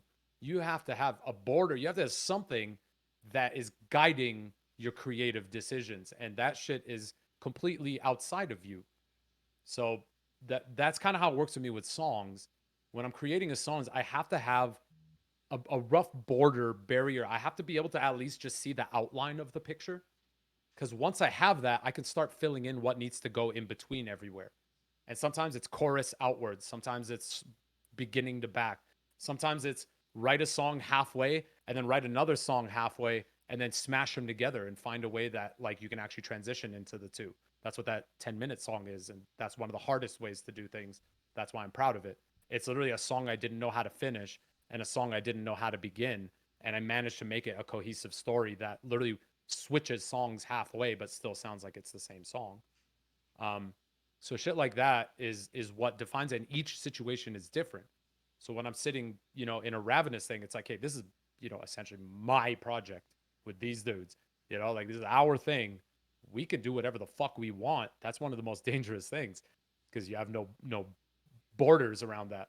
But like something like this new band, it's like, hey, we want to be the biggest like poppy space fucking power metal band in metal. So we're gonna write like hooky, catchy, whatever stuff. Even that, it has a process. Yeah, you guys already have your outline. We already have our outline, but within each song, there's a different little outline too, right? Like you got to create it in its own way. And even for example, like let's say I'm completely removed from drums, guitar, drums, guitar, bass, music. They just want me to do lyrics.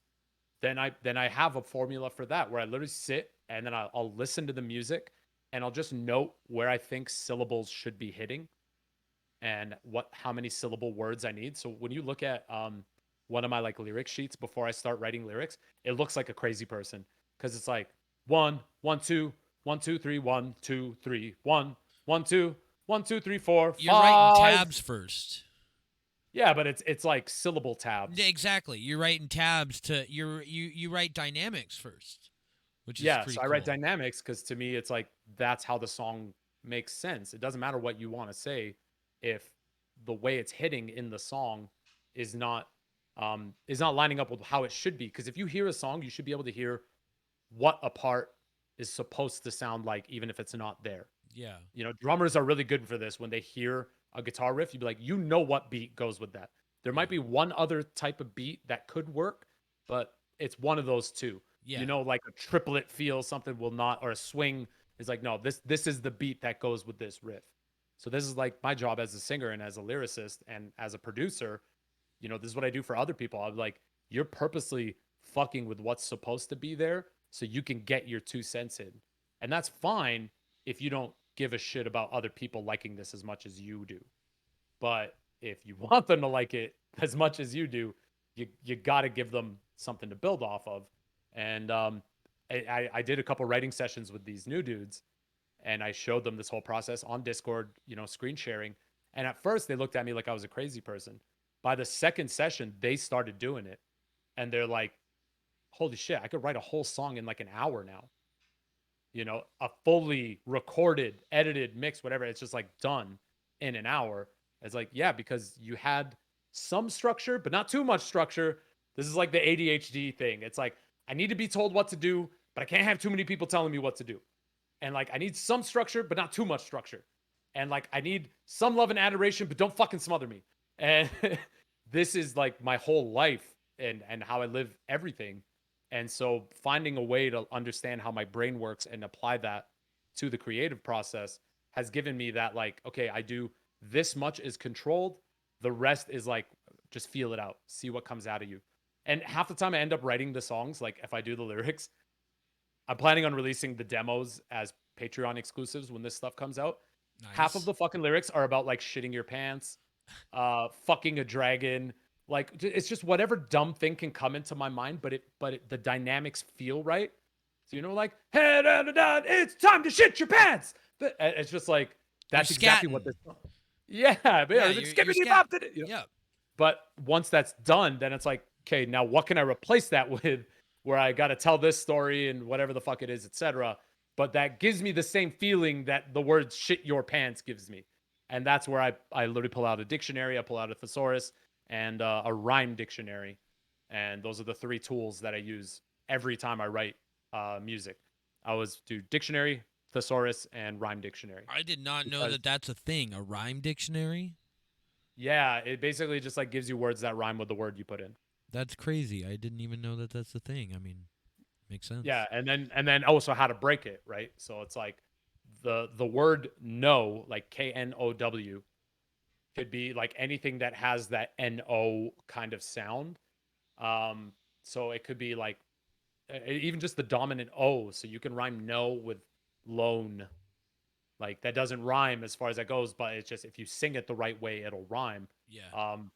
And which is awesome because it keeps you from having it keeps you from having Dr. Seuss like cheesy fucking rhyming. Thank you, Jedi.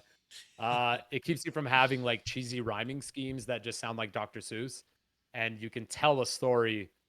But you know, and for what it's worth, like with this new band, we have a policy: no big words that like a drunk German wouldn't be able to sing at a music festival. So like you can't get too smart with it. You got to keep it somewhat in that realm of like simplicity. And that's just like dynamics. I can get into a whole thing about that with like storytelling in song, or like how to write a song that is very clearly like you're talking about fucking dragons, but if anybody just read the lyrics, they'd know it's about drug addiction. You know, like it wouldn't take much to make that connection. It's how to tell a story while relating it to the real world. That's a whole separate other thing. And this is the kind of shit that I take time to teach people when, you know, they roll in on the Patreon. They're like, hey, I want a lesson. Be like, word, let's help you with your shit. And I've done it with death metal bands, prog metal bands, thrash bands, even like a pop artist, which is actually was the hardest one because it was the most like vapid shit I'd ever heard in my life. And somehow by the time I was done was like the smartest sounding pop star that I'd ever heard. And I know this person is dumb. So it's just like, it was weird. It was like turning someone into a philosopher for 3 minutes. Well, It felt wrong. awesome. That's awesome. I love the process. I love how structured it is, and love how I mean I'm sure you're not the only guy that writes like that, but I love how yeah, I feel like you're the opposite for vocalists, lyricists, where I think most guys write the words first, like always, no matter what, and then they try to squeeze them into songs, And sure, I can sure tell that you honestly, works.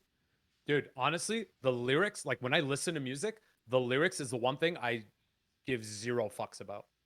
I very rarely listen to lyrics or even pay attention to the lyrics in a song. Well, you're telling me that's. I mean,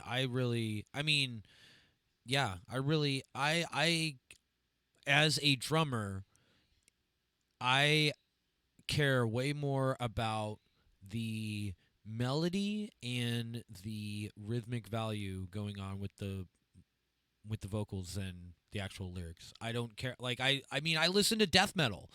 What do most death metal bands sing about? Satan and murder and all that goofy shit, Like Sticking your dick in a blender. yeah. I come blood. Like, yeah, like cool. Like I don't care. Like I'm not listening to it for what it's about.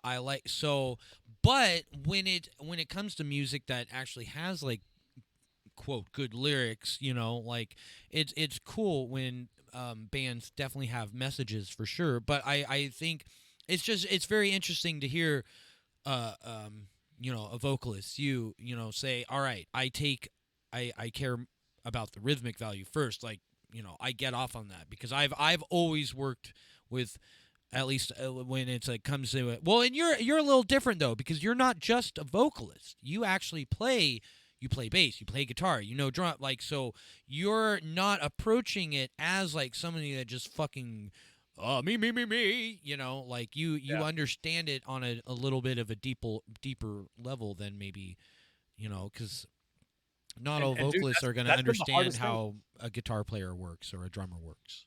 That's been the hardest thing. People fucking see me play guitar, be like, oh, I didn't know you played guitar. I'm like, motherfucker.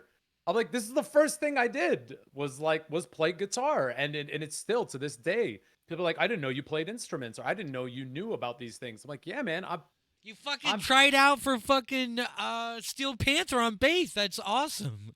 Yeah, dude, I fucking auditioned for them. I didn't expect to get it. People unfriended me because they're like, I can't believe you'd support a band like this, whatever. It's like, I was just visiting my parents, and I was just like, because my parents live in Edmonton. I knew the venue was closed that day, and I have a buddy in town that shoots music videos. I'm like, I'll give you $100. I'll grab my bass. Let's just pretend to shoot a fucking Steel Panther audition video and just put it online. It'll be fun.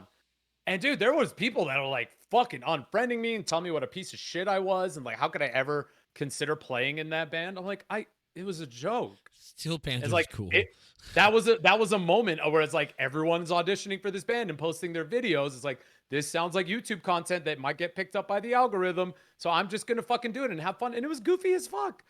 Like, cool. So your hair is beautiful in it. Yeah, it was a wig because I had shaved my head. I've done the like head shave for kids with cancer like 5 or 6 times already. Oh, so man, like, that's awesome. This is it. This is the last time. I'm not doing it ever again because I'm starting to see the line. You don't want to lose it. This is the last time, man. So like, I'm waiting until I have the like Devin Townsend skullet before I ever consider shaving this shit ever again. Yeah, it was around the time that I'd done the like head shave for cancer and all that stuff. So I was like, I'll put on a fucking wig. Like I look like a fucking member of the band anyway. So it was fun, man. It was super fun. And I actually learned how to play the song. It's a sick fucking song on bass. It's like, oh yeah, it's a pretty sick run. Like, it's fucking amazing. Yeah, it's so fun to play. Yeah. So yeah, anyway, yeah, it's funny to me because there's bands that I actually have auditioned for, like Aphenimer and fucking Annihilator and shit. Those were like real auditions. Oh, you auditioned for Annihilator? Is that who Daniel plays for? Daniel Decay? No, he plays with Exciter. Exciter. Well, no, I thought he played in another band too. I thought he did some work with them or someone else. I can't remember who it was. Could be. He also played in a band called Diamonds. Oh, really there's like okay, sleazy, yeah, Exciter and Diamonds. Sleazy cock rock, and it was fucking hilarious. Yep. Yeah. It was Steel Panther, but with a chick singer, so like all the jokes were accepted instead of like demonized. Oh, nice. Yeah, it was fun. Oh, that's hilarious. I love it. I love it. So, like, what are what are we didn't touch on it, or I didn't. I only touched on a little bit of it. What are some of the other like single projects that you've done, like, or like guest work that you've done? Because you've done a couple other things other than your original bands, right? Like you did that tour with Grey Lotus, right? That Cobra and the or Lotus. or Cobra and the Lord. Yeah, And it's a then stupid band name.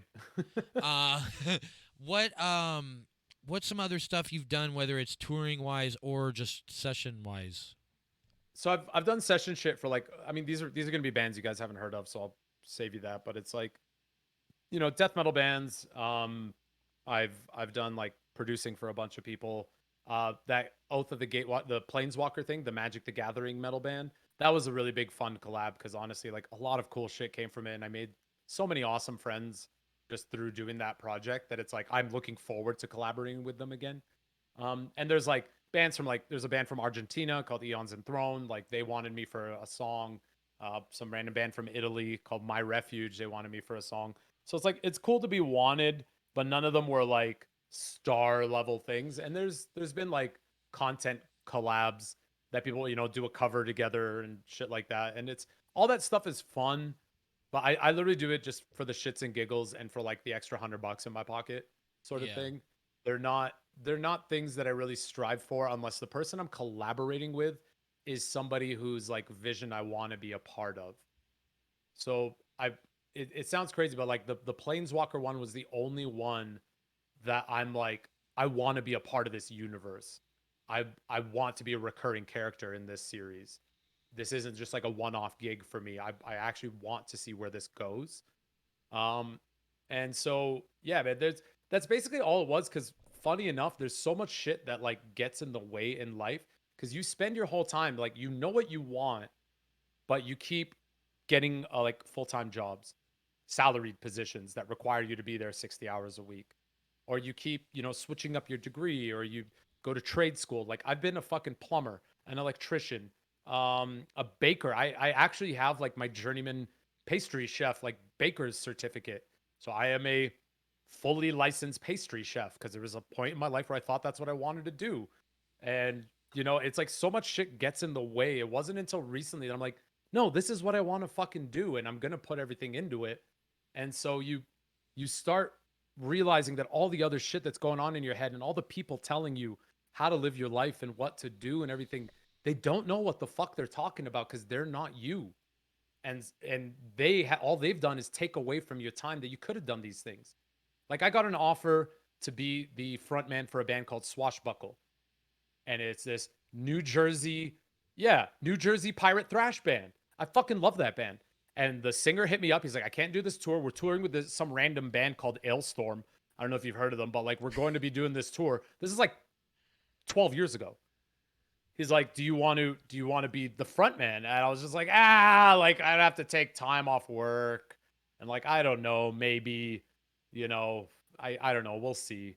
And it's just kind of one of those things where it's like, yeah, there was shit tons of opportunities that I just said no to because I didn't want to be inconvenienced from my cushy, comfortable life. So it's like I try not to dwell on it and be like, oh, I could have done this. I'm like, yeah, but like I could have died as well. So instead, it's just like keep moving forward, do whatever. Yes, Preets, I am every Mario brother at once: the electrician, the plumber, the pastry chef, carpenter.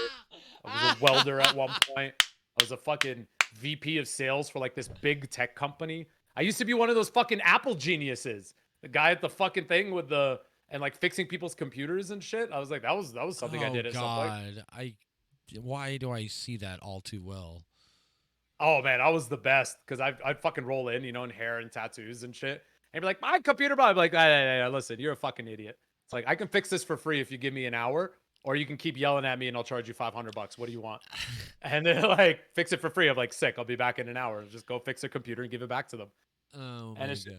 it was funny because people like loved coming to the Apple store to fucking see me fix their computers because they knew that I would tell them the truth, but they knew that I wouldn't put up with any bullshit.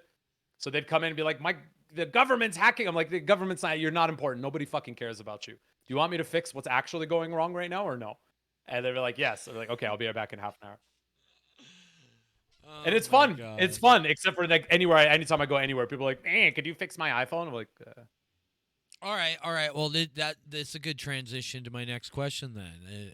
So, if is let's say you weren't able to do what you're doing now, as in you're going full hearted, full time musician now.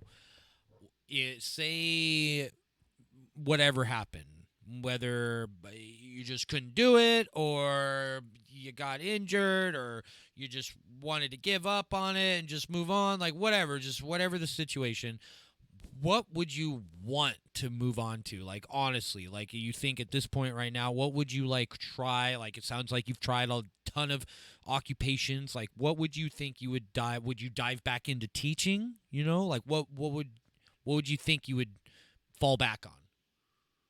honestly, the only way, and I've had this conversation before with a few people, mostly for myself, because sometimes you don't know. Like I had a friend ask me, and he's like a big shot lawyer, and he's like, if I gave you 100 grand right now, like what would you do with it?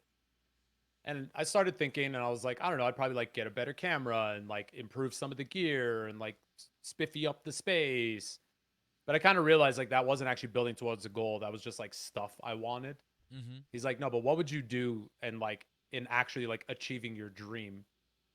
And I told him, I was like, I don't know, because I don't actually know what my dream is, in the sense of I know I want to be a big deal musician. I know I want to go play a lot of shows. I want to be in front of people. I want to be like inconvenienced by the amount of touring I have to do. That's like my goal. I love that. You want And to if be I a could be working big enough, musician. yeah, like an actual working musician on the road, if I can like bring my girlfriend with me, and she's like my manager slash handler, or then on off days, then I go on tour with her band and I'm her manager slash handler, and I'm like fetching her waters and cappuccinos. It's like I want to be entrenched in the music industry as much as possible. I used to be a roadie, and like that was one of my favorite experiences, because I got to hang out and meet a lot of these bands that I fucking love. You know, I got to be backstage with Amon Amarth, and they were just like chatting you up because you're one of the roadies. I got to hang out with Lemmy and like fucking fight with him on like how to set up the fucking TV on the bus, like shit like that. Like those are memories to me. They're stories. They're things that I fucking love about my life, and things that I got to experience. So like I want to be in that world, but let's say music was not an option and just like everything was completely gutted. You know, the only way I would go to that world at this point, and get to that point, is if I completely gave up. And I don't see that happening with all the shit I just talked about, with like how fucking hot the fire is burning and Oh everything. yeah, it's But it's definitely not happening. It's definitely not yeah, happening. yeah. This is just But this is the ultimate or alternate dimension. alternate dimension, Rav, I've always wanted to be an actor, like a movie actor, because I've done musicals and operas, just like on the fun, or on the side for fun.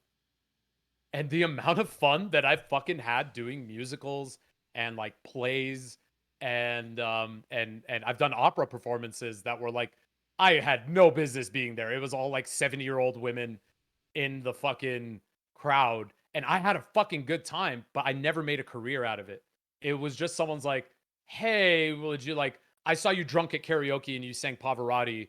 You should talk to my mom. She's like putting together this opera, and like she needs a dude with your voice." I'm like, "Yeah, sure, I'll call your mom." And then I go and I rehearse and whatever, and then fucking next thing you know, I'm singing like a Spanish opera with this old lady in front of a bunch of other old ladies, and they're all like fawning over me and shit. That stuff was so fun that like to me, it's still being a musician, it's still being a performer, it's still being on stage. But like between shit like that and what's it called, like movie acting, film acting, acting for TV, do a herpes commercial, whatever, I don't give a fuck. But it's just like getting a chance to act and be on camera and stuff, and do those things, that always seemed like a world that would have been that alternate path. Because for what it's worth, I was in a movie, and we have like our Screen Actors Guild or Association or whatever in Canada. It's called ACTRA. And it's like really hard to get into. I had accidentally gotten into it as a kid because they just needed, well, yeah. So I was 19. They just needed like a Middle Easterner as an extra in this like war movie that takes place in the Middle East. Um, but I kept noticing that the main actor was like saying everything wrong. in Arabic. So I was just like, yo, like, and I'm a fucking 19-year-old kid. I'm pretty brazen. So I'm like, hey, like, put my hand up. Sorry, director, whatever the fuck, Martin Scorsese. This guy's saying this fucking thing wrong. And he's just like, well, how's he supposed to be saying it? And I say it. And he's like, okay, could you sit with this guy for like 10, 15 minutes and make sure he says it properly? I'm like, yeah, sure. So I'm sitting with this actor, whatever, Ben Affleck type motherfucker. Again, I'm coked out of my mind 90% of the time. I'm like so high on drugs. I have no idea what's going on around me. But I'm teaching this guy how to say something properly in Arabic. So finally, when it's all done, he knows how to say it. And I get back, and the director is basically like, hey, do you speak this language? I'm like, yeah, it's my fucking native tongue. Like, it's like what my family speaks at home. He's like, are you cool just saying a couple lines, like, instead of just being like a background guy? I'm like, yeah, I'm fine with that. So it's basically some equivalent of like, I'm the guard at the gate. I check his papers, and then I say like, raise the gate, or like, let them through, and the car goes through, and that was it. So everything's said and done or whatever, and you go to this lady that like pays you at the end of your acting day. And she goes, okay, well, blah, blah, blah, and your pay is this. It was like supposed to be like minimum wage for extras. But she's like, but because you said those 2 lines, that like bumps you up to this like $25 an hour pay. I'm like, really? Like I literally said 2 words. She's like, well, you got lines in the movie, so that counts, and you're now on this tier of actor. I was like, sick. I'm like, it's hourly. So it's like that whole day, makeup, hair, everything that I had to go through, whatever, because I said those 2 lines right at the end, instead of getting like $10 an hour, I got $25 an hour for the whole day. I'm like, this is sick. Like, acting, what a bunch of fucking suckers. No wonder why movies are expensive to make. So I leave, and the casting director calls me the next day. He goes, hey, they want you back on set for this movie. So I'm like, okay, sick. So I show up, and I'm expecting to get in the same like soldier garb, and the director comes into like the room with all the makeup artists and shit. And they're like, you're the kid, whatever, blah, blah, talking all this stuff. Do him different, do him like this character, whatever. We're going to use him for something else. So I get put in like full Arab guard, which is funny. This is part of what like inspired the whole like villainizer thing, because I was like, man, is this how people see like my culture? Because like I'm in this big budget like Hollywood movie, and this guy's like dressing me up like the most stereotypical like Durka Jihad fucking character in the world. And so I was like, I'm going to give this guy Durka Jihad. This is what this dude wants. I get out there, and I'm in this like, like the fucking checkered, the dishdache and the rope and the white gown. And I'm just like, he goes, we have some lines for you. If you can say this line, you want to be this character. And in my head, I'm like, yeah, I can totally do that. I'm just going to act like one of my uncles. So he gets me to read this stuff and like do like a live reading on set. And so I'm like, buddy, it's this, whatever. And just like, I'm just acting like one of my uncles. I'm being a total dickhead. I'm like, there's no way this guy's going to fall for this shit. Like, at least I get paid up until the point he kicks me out of here for wasting his time. And he's like, that's excellent. Could we shoot this scene? I'm like, yeah, sure. And I'm basically like a fruit vendor that's like an informant that like knows information and is like selling it on the download to this fucking North American war reporter in the Middle East, and like, haggling for fruit in Arabic and all this kind of stuff, and like doing all the hand gestures and stupid like antics that all my uncles do. Day's done. I had a fucking blast. I thought it was hilarious. Plus, they always have catering, so I'm like fucking eating. I'm like stuffing sandwiches in my pocket. Oh, like, fuck you guys. This food's free. I'm taking some home. And end of the day, you go to the lady, and I'm expecting like $25 an hour. I'm like, that's sick. Again, this is like 15 years ago or whatever. Long time. She gives me, writes out a check, and the math came out to $250 an hour. So I had made like just about $2,000 that day by basically just bullshitting and like making fun of the way my uncles talk and all this kind of stuff. And I got paid $2,500 and got to take a bunch of sandwiches home. And it was like, yeah, that was a moment. I'm like 19 years old. I don't know what to do with it. I don't know what to do with $2,500. But I was like, man, I think I want to be an actor. And I actually said to the lady, I'm like, hey, I would be saying the same thing too. so I was like, if I want to do this more often, yeah, more coke, Jesus Christ, red. So if I was like, if I want to do this more, what should I do? And she's like, well, you said enough lines in a major production that you're now like a part of our like the Screen Actors Association Film Guild.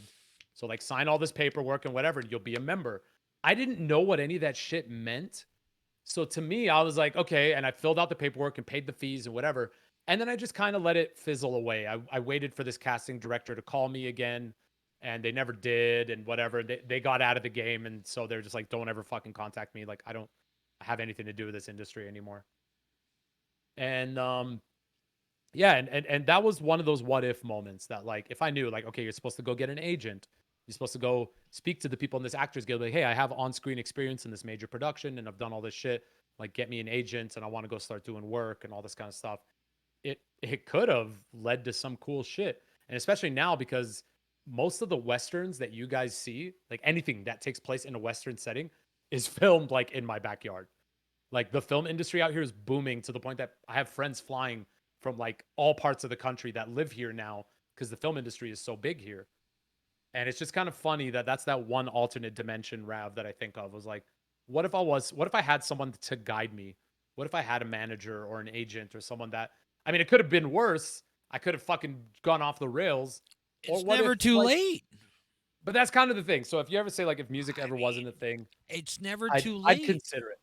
Honestly, dude, I think you got it. You got the looks, you got the knowledge, you got the talent. I think you got it. You could be the dual, if not triple threat or whatever. You know what they say. You know, you could be doing music. And dude, I'm telling you, like from one, like I know you say like you do the YouTube stuff for fun and all that, but like even dude, just here, I'm gonna pull it up again so then chat can look at it, because when I saw this the other day, when I saw this, it really screamed at me. Now chat, you guys see this picture right up top of the screen? It's Rav dressed up as all these different characters. Look, he's got the headdress on. He's got, look, where are you Jewish here or what's going on here? You got the yeah, it was okay. I'm just I've got enough Jewish friends that have told me this shit was actually pretty funny, so I'm okay talking about it. There's a character I had created that was a Jewish necromancer. Yes. So he's a rabbi by day and a necromancer by night. Fuck yes, dude. And it was just fun, and I would always mix like Hebrew like chants with like shit from the Necronomicon and stuff, and like all my Jewish friends thought it was fucking hilarious. So well, what I'm getting at though is when I first saw this, like for one, I loved it, but I mean for two, I honestly had like that in the back of my mind of like, dude, like Rav you could be a fucking actor or a personality of like I could see how like, dude, like if you weren't all like fucking coked out of your mind or whatever back in the villainizer days, like that almost could have been a really fucking good idea, you know, like, and especially like how it's like in like the Gwar aspect of where it's like it's a show, you know, like there's the music, yeah, but then there's the theatrics going on, you know. I think you can definitely, like, I don't know if you and Ravenous adds like much theatrics to the band, like especially live and all that, but I mean I think that's something that you would really like flourish in, you know, whether it's with your music or just YouTube, or if you fucking got into act, I think you would do really well in it, man. So it's funny that you mentioned that, but like that was a big flex moment for me, because up until that point, I had only been myself on stage, and I'm not very comfortable being myself on stage. But if I can play a character on stage, like I have like crippling stage fright, even like camera fright. Oh yeah, dude, I'm like my leg has not stopped shaking this entire time, and shit like that. Like, wow. But there's a part of that methodology of knowing those steps and how to build those corners and then the borders and then fill in the gaps, that like when I do live performances and interviews and shit, I'm like shaking like a leaf backstage. But the second my foot touches that stage, I'm not me anymore. I'm playing a character. Before I always had to play like an alternate version of myself, like Rav the showman rather than Rav the person. But Villainizer was the first time that I had actually like started playing actual characters and would really get into them and like creep out my bandmates because I'm like doing this like creepy Cinderella thing and I'm wearing a dress and I have this like horrendous fucking mask on and I'm like just like rubbing against my bandmates backstage and getting into character and they're just like, dude, like we get it, like you're a method actor, but holy shit, dude, like get your finger out of my asshole. Um, so, so and you know when Ravenous came around, like it's funny. There's like this big punk scene here, and a lot of my friends that are in the punk scene are like, like yeah, you're good, but like your shit's too theatrical. Like we hate all that bullshit, Broadway bullshit. Um, and to me, it's nothing because like we're just us on stage, just like a little bit more fired up and hyped up with a bit of makeup, but we're just us. This new band, this is why I've been doing this universe building because like I realized part of the creative process that I miss is playing a character, being in character. And you know, funny enough, this will probably be one of the last interviews that I do as myself because I'm so comfortable being somebody else. I've spent my whole life masking my mental state. I've spent my whole life masking my drug addiction. You know, being somebody else in order to get things that I wanted. It's kind of become like my de facto state. The only time people really see me as myself is on stream, where I'm just like, all right, well, I'm here. There's a camera on me. What do you guys want to do? Let's hang out. Let's do whatever. That's one of the few times that I'm actually myself, or like hanging out with my girlfriend, or you know, kind of stuff. But otherwise, most people that I'm around, I'm a modified character that I am playing because I'm not my truest self in every single regard. And so being able to have a project that has a full universe built around it, like we're planning on having a fucking wiki page that you need to like read up on this world. You can still enjoy the songs, but everything down to the outfits I've designed to the fucking the world that I've built and all this kind of stuff with all these guys, it it brings me back to that element of performing that I really enjoy and I realize people really fucking love. Because when you go to a show, it's one thing. It's like, oh yeah, that's Matt Heafy and these are his songs. It's like, no, no, no. This is like, you know, this is Odorous Arungus, and he's gonna shoot blood out of his cock, and you're gonna love it. Because like this is the old, like you're not gonna get this anywhere else. And so this will be like one of the last interviews I do, not in character, because once this shit kicks off, like that's it. I'm becoming that character for the foreseeable future. And it's interesting having both in your life, you know, because your friends that are performers and content creators, they get it.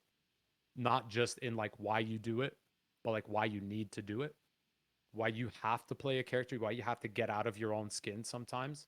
Because, you know, as a fellow creative, like I'm sure you know, like up here is really not the nicest place in the world to be a lot of the time actually. And people don't realize that like the reason why we put out these good vibes and we put out this positive energy is because we have to. We need to force that positivity into the world in order for it to like seep into our thick skulls, because this is one of the scariest and dangerous places in the world to us. And this is also why we we take it so seriously when people fuck with that, when people fuck with that happy place, whether it's in here or out there or in chat. I fucking rip on people so hard that just suck all the air out of the room, because like you are fucking with this happiness I'm trying to put out into the world. And like please tell me where you live so I can come and just not do anything violent, but I literally I'm just sitting there. The whole stream becomes about that person, and then we're just sitting there being like, what do you like? What do you want me to do? Let's do that instead.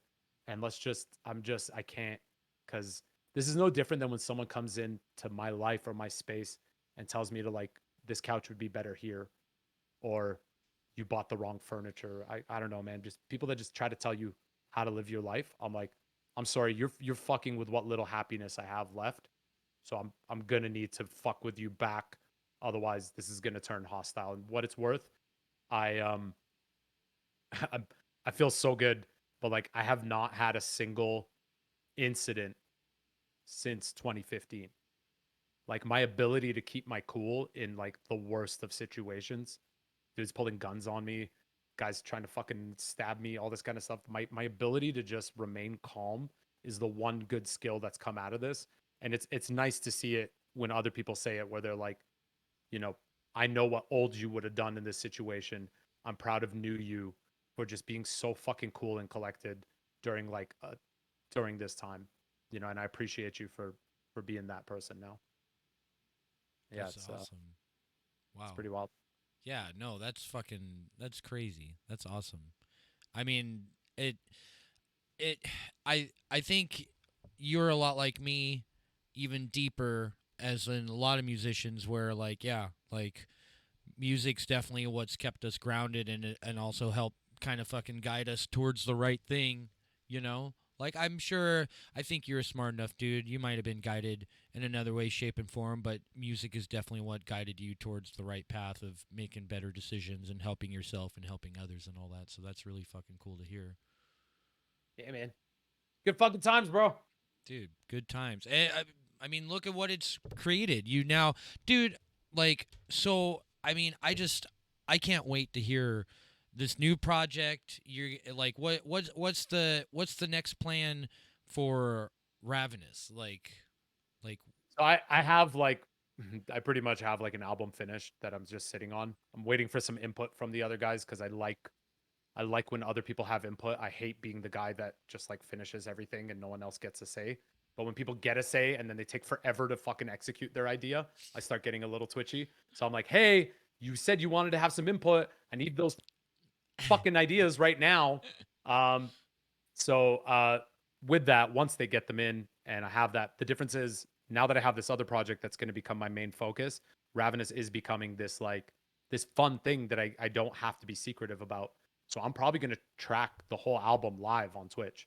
And so most of my Twitch streams would be like, hey, I'm literally recording a full original album and you guys get to watch the whole process and all this kind of stuff. And you get to be a part of that because the new band is going to be the secret thing and you're trying to get major labels and you can't leak things and yep. all this kind of stuff. But now I get to have something where it's like we get to create original fun music that, you know, and it's like power thrash. I fucking love Ravenous. I love playing fast.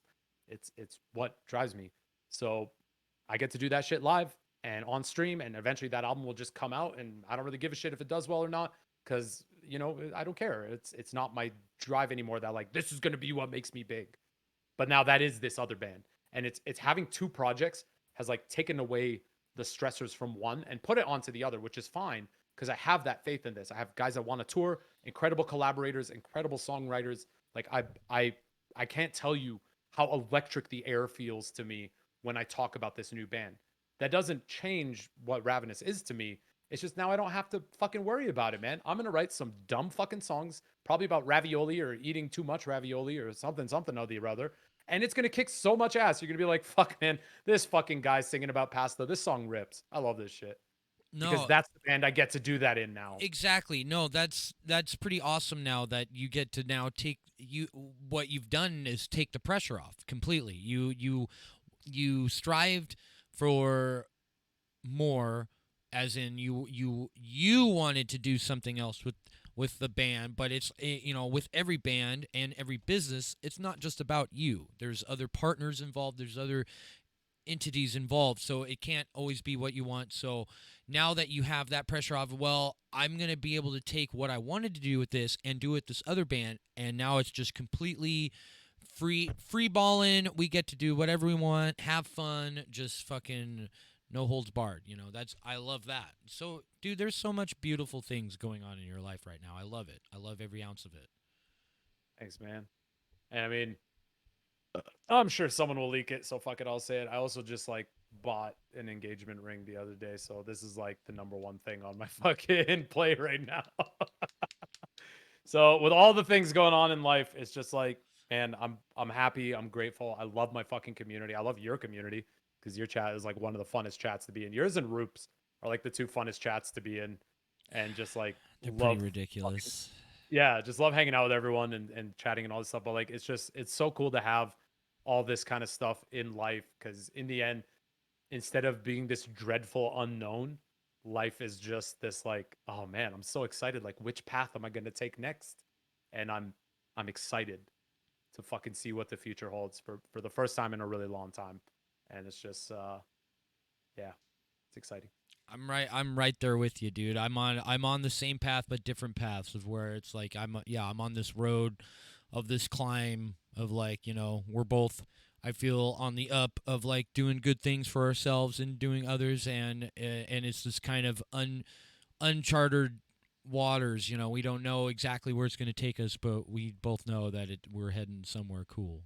There's some cool paradise on the other side that we're going to get to enjoy for a long time, I think.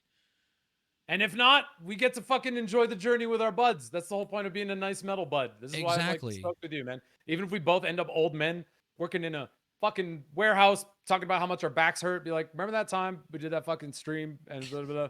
Remember that time, this shit happened. It's just like, I know that no matter where I end up, the fucking friends and the buds and the fans and just the good people that you got to meet in life and got to have those like fun memories, that shit will make me like the richest dude in the world, even if I end up back on the streets, because I've already been there. I'm not afraid of it anymore, and it allows me to make decisions with my whole heart rather than making decisions out of fear.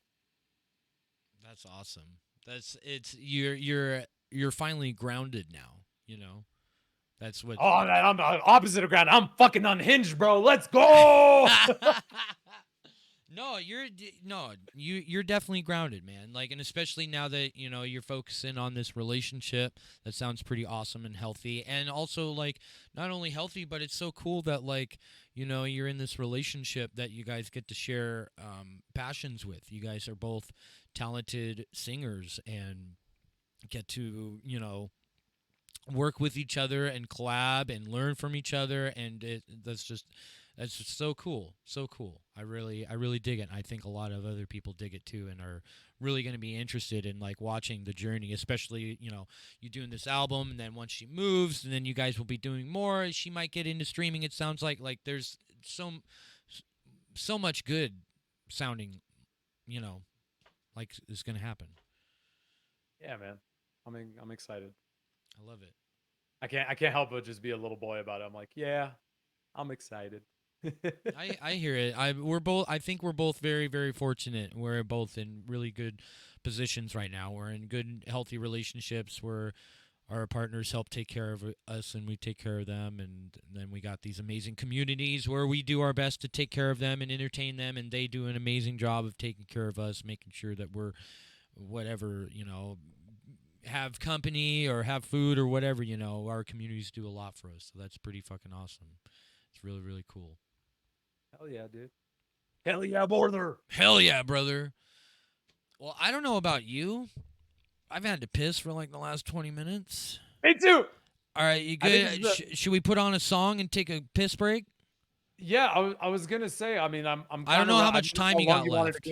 I don't have much. I was planning on 3 hours. I noticed we're hitting 4. So I mean, if now's the time, we gotta call it. I mean, we can call it if you need to be. We've got. I think it should be, man. I love you, and we can do this all night. But this is gonna degenerate very quickly. Yeah, no, I feel it. No, dude.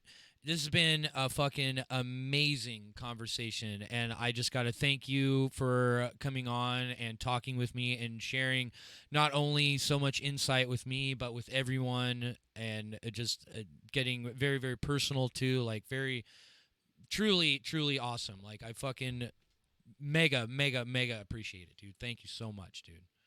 Dude, mega love to you and your community, because honestly, I've wanted to do this for a long time. And like collaborate more and all this kind of shit. Because again, you're a big inspiration for me as just like the right mindset to get to where you want to be. Like even if you may not feel it sometimes, I know as fellow creatives we don't always feel it, but just know that when I look at Mega Mike, I'm like, be more like Mega Mike. What would Mega do? What's the Mega thing to do? And like that helps guide me in a lot of my decisions. So thank you, man. Appreciate dude, you having fucking me. Thank you, dude. That's awesome. Fucking love you, brother. Thank you. Everyone, right now, everyone, if you guys are not fucking following Rav, please go follow him. Go check out his YouTube. You're on, are you on all the things like Spotify and the iTunes and all the shit? Just like fucking everything. Honestly, guys, just follow me on Twitch. That's easy enough, and then you'll see where the rabbit hole leads from there if you like what you see. So Susanna only followed you for Susanna the followed booty. For the booty. Only for the booty. I mean, it's a nice booty. It's a nice booty. It's a nice booty. It's got a pretty cool picture on it too. So I mean, it's What can I pretty cool. say? Me and Mike are on the mega dump trunk team. I mean, yeah, We got those nice booties. I can't. What can we do, man? We're a blessing and a curse. Yeah, it is what it is, man. People can look. It's all right. It's all right. We're here to entertain, okay? This is what we do. That's what we do. It's our jobs. Okay, man. Thank you so much, dude. I fucking love you. All right, Have dude. a good rest of your Fucking stream, all right? mega love to you, dude. We'll see you soon. Love you, buddy. Take care, chat. Bye, guys.